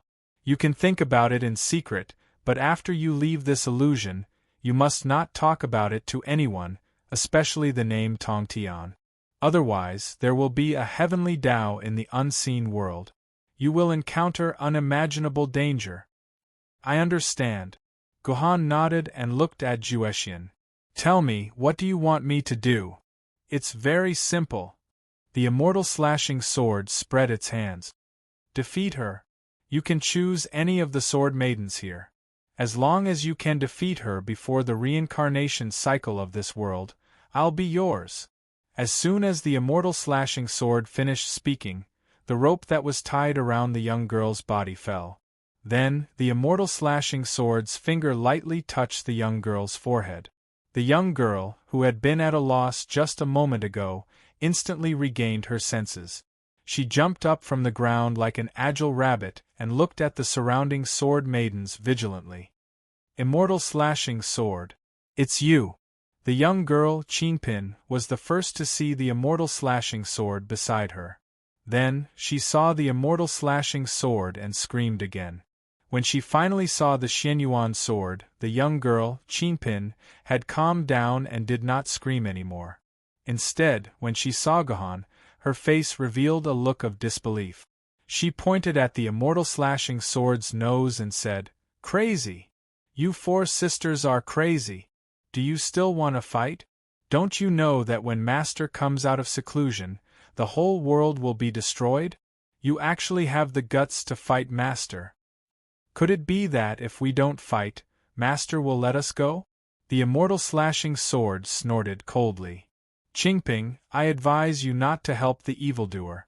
If you stand on our side, it will also be of great benefit to you. Humph. I, Qingping, am not that stupid to join the side that is bound to lose. Qingping said disdainfully. Don't deceive yourself. When the world is destroyed, the primordial cardinal treasures that were born with this world will also return to the primordial cardinal treasures. Even if you stand on his side and hug his thigh, you will not be able to avoid death. The immortal slashing sword said indifferently. Nonsense. Master promised me. He will bring me through this reincarnation. The only ones who will perish together with me are you traitors. Qingping shrieked. Her voice was so sharp that it pierced through everyone's eardrums. Don't lie to yourself. Your voice has already revealed the panic in your heart. The 4 of us know better than you what kind of person sect leader Tong Tian is. Otherwise, we would not have betrayed this old master who has followed us for millions of years. The immortal slashing sword sighed. Come with us. Only then will you have a chance of survival. The chance you are talking about is him. Qingping pointed at Gohan's nose. Do you need me to tell you who he is? He is a chess piece set by the old master. From the moment he was born, he was the old master's weapon. You are actually counting on this person to win a chance of survival. You are too ridiculous. Life is death and death is life. Life is death and death is life. Death and life are intertwined. The reversal of life might result in death, and the reversal of death might also result in life. In fact, this person has already deviated from the path of Tong Tian. Otherwise, Gu Xuanwu wouldn't have left, I Ching wouldn't have appeared, and Artoria would still be King Arthur. I'm afraid these things are not part of Tongtian's plan. A joyful smile appeared on Xuanyuan's face. Suddenly, she thought of something and patted her head with a smile. By the way, the biggest surprise is this little guy, Qingpin. You didn't expect that you have already broken away from sect leader Tongtian's plan, right? You. The expression on Qingping's face changed several times in an instant. She even faintly showed signs of being persuaded by the immortal slashing sword dynasty. However, Qingping's face finally calmed down. She recovered her calm expression and said faintly, "The path has been chosen. Let's see who will reach the end first. Tell me, what do you plan to do now? Kill me? But I have to tell you, if I die, that little idiot will also die with me. We are originally one." No. Hearing Qingping's words, Gohan let out a low roar and instinctively hugged Qingping tightly in his arms. He could not let his most beloved cute guy die. Ha ha. Qingping laughed. Seeing Gohan's expression, she was even more relieved. Then you guys can fight. Celestial Extinguishing Sword smiled and said, "This is also my dreamland. I will be the judge. You fight with Gohan. If you win, I will let you out. But if you lose, you will stay in this dreamland with me for a few hundred reincarnations. How about that?" Strange, the stakes that the Celestial Extinguishing Sword had mentioned to Qingping seemed to be in conflict with the stakes that she had agreed on with Gohan. If Gohan had won, he would have taken the Celestial Extinguishing Sword and left. How could he have accompanied the Qingping sword through hundreds of reincarnations in the illusion realm? Forget it. It seems that Celestial Extinguishing Sword won't lie to me. Perhaps she has her own considerations. Gohan thought for a moment and decided to keep his mouth shut, so as not to ruin Celestial Extinguishing Sword's plan. Alright. Qingping nodded in agreement. But there is one thing I must say. I can't use any power in your dreamland. You either let go of my power or restrict his. There's no need to go through so much trouble. Celestial Extinguishing Sword shook its head. If you use the Sword of Severing Tao, even Tengohan won't be a match for you. So I will simply seal all your powers and let you return to the level of an ordinary person. Then, we will use pure swordsmanship to determine the winner. Using pure swordsmanship? Qingping seemed to be a little hesitant. What? Qingping Sword Lady, who suppresses everywhere in our Jie school, doesn't even have the courage to compete with an ordinary person in his 20s? Xian Yuan's sword said sarcastically. Let's compete then. How can I, a connate cardinal treasure, lose to an ordinary person? Qingping Sword's expression turned cold as she agreed to this request. However, she turned to Xian Yuan's sword and said, "My sword is with that little fool. How about I borrow your body?" This. Xian Yuan's sword rolled its eyes and pondered for a while with some difficulty. Finally, it sighed and said, "All right, who asked me to be afraid of you?" With that, Xian Yuan's sword transformed into its sword form and landed in Qingping's hand. I still have the Celestial Slaying Sword and the Celestial Extinguishing Sword here. Choose one. I won't take advantage of you with my sword," Qingping said as she pointed the Xian Yuan sword at Gohan's head. "Mr. Gohan, between me and my sister, who are you going to choose?" The Celestial Extinguishing Sword hugged its sister's arm and asked Gohan coquettishly. At the same time, it naughtily cupped its sister's breasts, as if it was using its sister's breasts to entice Gohan to choose it.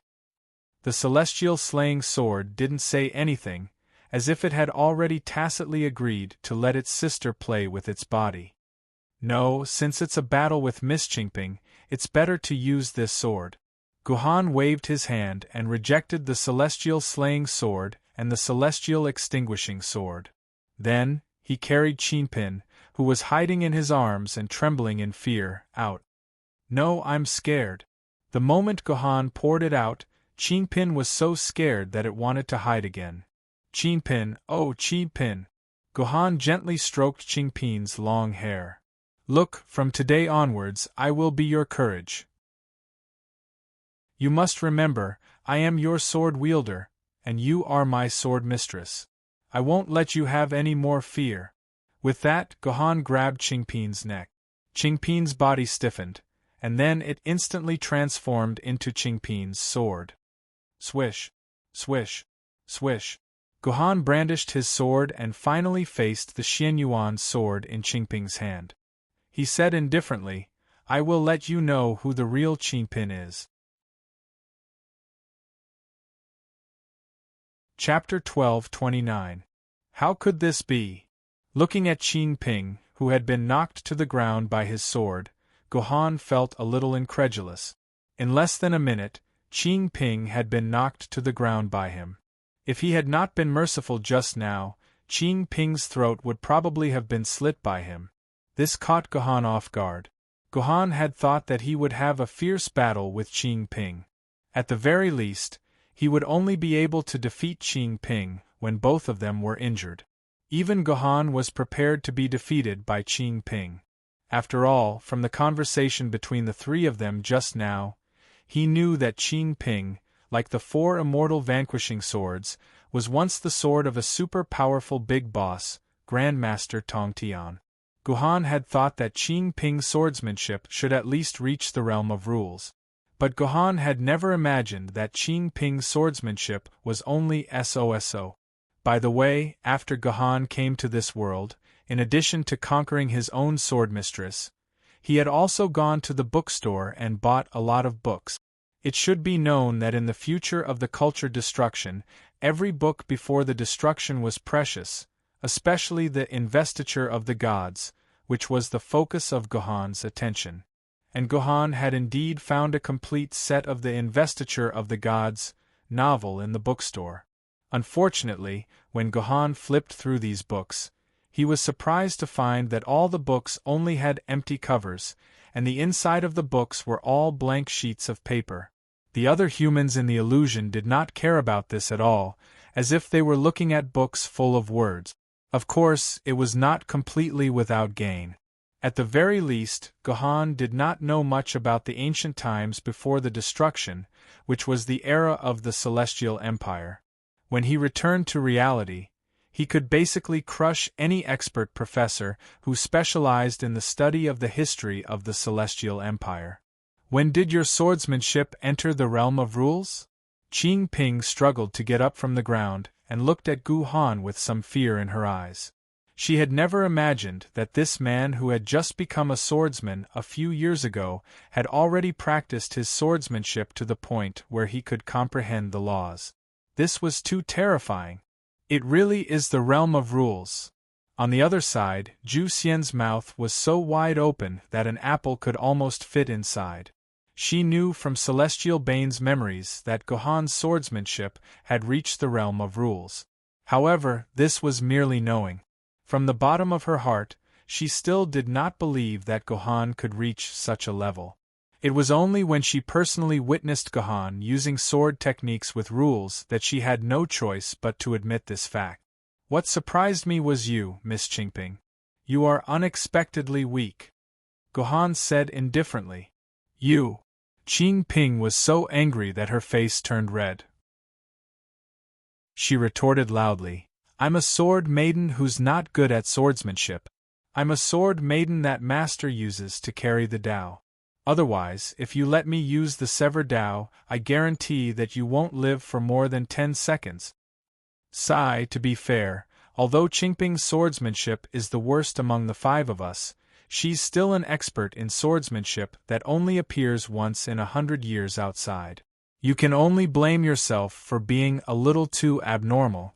Not only have you entered the realm of rules, but you've also used sword techniques in the realm of rules right from the start. Under rules, everyone is an ant. It's already very impressive that Qingping was able to hold out for a minute." Zhu Xian tried to smooth things over. However, what she said was very reasonable, and it was the truth. Because Gohan was very afraid of Qingping, he used his strongest move right from the start. He was not like those Ultraman, who had to wait until the last moment to use their ultimate move. It was not like he was looking for trouble. Qingping, you lost the bet. You've already lost. Don't tell me you've forgotten what you promised me. Zhu Xian suddenly revealed her fox's tail. She moved closer to Qingping and said slyly, "You promised me that you would accompany me through 100 reincarnations here.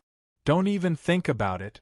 Unexpectedly, Qingping turned hostile and pushed Zhu Xian away with a slap.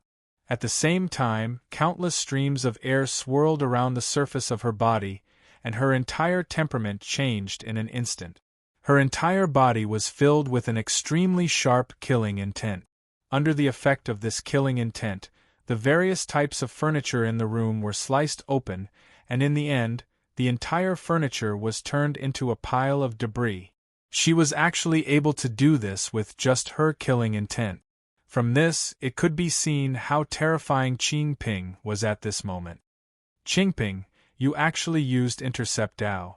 You've broken your promise. Don't you want your face anymore?" Zhu Xian loudly scolded when she saw Qingping's state.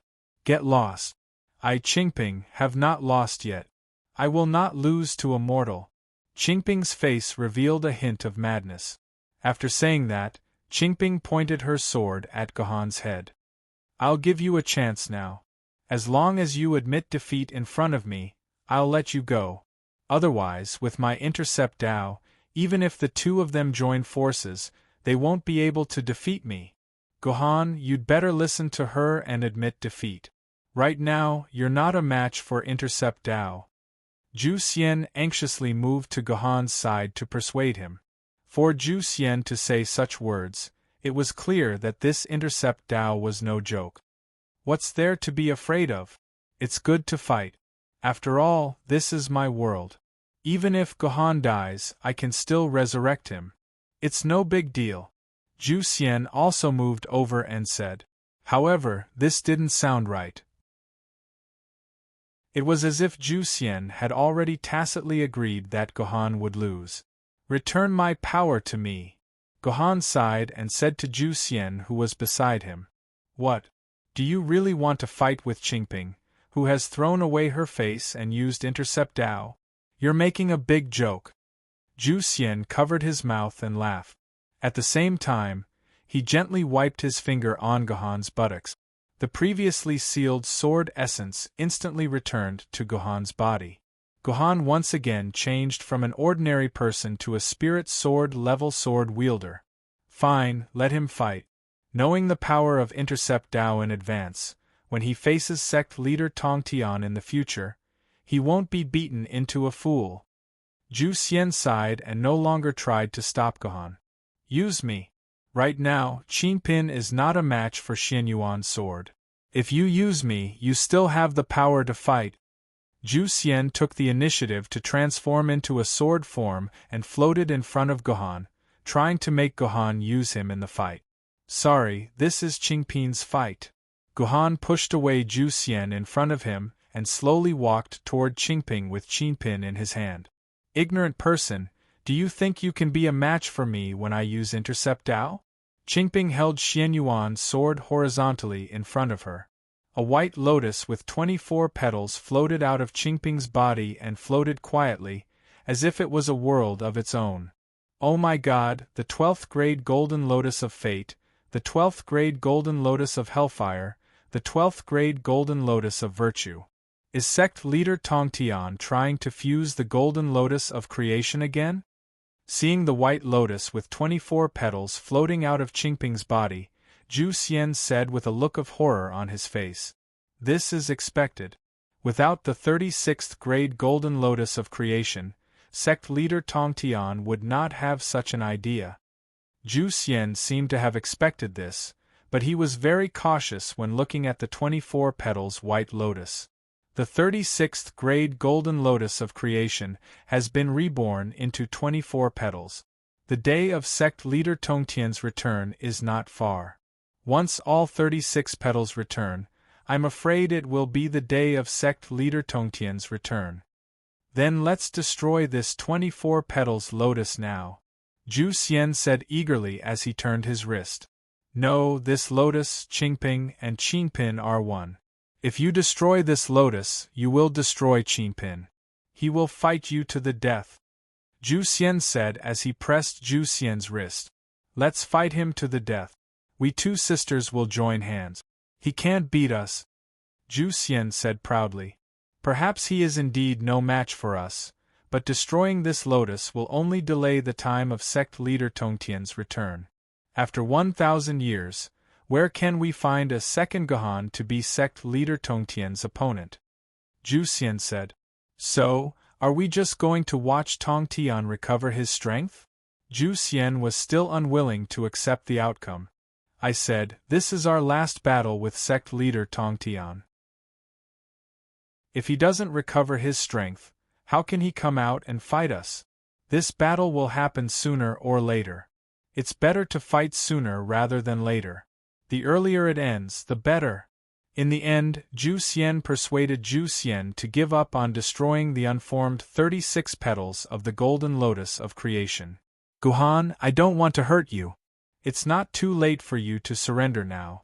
Otherwise, once my petals fall, you will become worse than a dog, Qingping said. Unfortunately, Gohan ignored her and continued to walk toward Qingping. Then don't blame me, Qingping said with her cherry lips. Intercept. Vision. A white petal floated down from the lotus and flew toward Gohan's forehead. Seeing this petal, Gohan's pupils shrank. In an instant, he had thought of thousands of ways to avoid this petal. However, when Gohan tried to avoid it, he realized that none of the ways would work. This was simply an unavoidable petal. Cut. In the end, Gohan decided to use the blade of his sword to cut the petal. However, when Gohan's Qingpin sword came into contact with the petal actually melted into the body of the Qingpin sword. Idiot, he's using the Qingpin sword to attack the petal. Doesn't he know that the Qingpin sword and the petal are one? Zhu Xian stomped his feet anxiously when he saw Gohan's actions. I should have tried to dissuade him and let him use me to fight. Unfortunately, it's too late, Celestial Bane said regretfully as his heart sank. It was indeed too late. When the petal melted into the Qingpin sword, Gohan felt his vision go black. It was as if someone had turned on a lamp. The entire world turned dark and he could no longer see any light. You deprived me of my sight? Gohan was not an idiot. He recalled Qingping's intercept vision and realized that Qingping's intercept Dao was probably intercepting the opponent's 5 senses or even more than the 5 senses. Let's finish this quickly. I have to get rid of her before she intercepts more of my abilities. Gohan was shocked. He no longer dared to underestimate her. He ran as fast as he could. At the same time, countless sword chi gushed out of the Qingping sword and slashed at Qingping's body. Another petal of sever chi floated down. The sword chi that was like a ferocious tiger disappeared without a trace in an instant, as if it had never existed. She can even intercept sword chi. Gohan was even more shocked in his heart. It could even intercept the sword chi that had already been released. This Dao interception was really terrifying to the extreme. That's right, Gohan did not have much time to think. Although he could not see, Gohan knew that he was already very close to Qingping. He had to quickly defeat his opponent before Qingping intercepted more of his abilities. Intercept. Void. Qingping snorted coldly. Another petal fell. Gohan's sword that could have slashed at his opponent missed. Gohan could not see what was happening, but the other sword ladies could see it clearly. Qingping was clearly standing in front of Gohan, but no matter how Gohan attacked, he could not hurt her. Amazing! She can even intercept the void. Zhu Xian exclaimed in admiration. She had already realized that Qingping had cut off the space at her location. Now, Gohan and her opponent were separated by a mirror. Of course, it was impossible for her to attack Qingping in the mirror. Intercept. Listen. Another white lotus petal floated down and fused with the solid cold body. This time, Gohan found that he had lost his sense of hearing. He could no longer hear anything from the outside. Intercept, touch. Qing Ping continued to deprive Gohan of his various abilities. This time, it was Gohan's turn to lose his sense of touch. Gohan could no longer sense anything through any part of his body. Intercept, defend. The eighth petal fell. Gohan lost control of his limbs again. No part of his body responded to Gohan's commands. At this time, Gohan, who had lost his 4 basic abilities of sight, hearing, touch, and defense, seemed to have become a prisoner. At this time, no matter how good Gohan's swordsmanship was, it was useless. Gohan had lost all control of his body. Right now, Gohan was like a piece of meat thrown on a chopping board. He lay on the ground motionlessly, without any reaction. Gohan, Qi Dian, who was watching the battle from the side, could no longer suppress his worry and impulsiveness. He rushed to Gohan's side and shook Gohan's body with all his might, trying to make his man recover. But it was useless. Gohan was still like a piece of dead meat. Big brother! Doyu pinched Gohan's nose. If it was in the past, Gohan would definitely pinch his nose instead. But now Gohan did nothing. This idiot, it's good that he admitted defeat. Etian also walked to Gohan's side. Although he didn't rub Gohan's body like Qi Dian and Doyu, and although he mocked him without holding back, the worry on his face couldn't be concealed. I'm going to kill you. Juzi's reaction was a little more direct. He picked up his Juzi sword and planned to fight to the death with Qing Ping. However, he was quickly blocked by Zhu Xian. Stop shaking. It's useless. Gohan can't do anything now. Shi Shui said faintly. She was the first victim of the interception. She had also experienced the feeling of Gohan at this moment. She clearly knew how terrible and terrifying this experience was. You can admit defeat now. Although he had lost his 5 senses, Qing Ping's voice could still be transmitted to Gohan's consciousness. No, I will defeat you. Although he had become a piece of dead meat, Gohan was still Gohan. You're tuning in to the Phoenix Knights YouTube channel. Don't forget to subscribe and join us on this journey to catch the most captivating stories.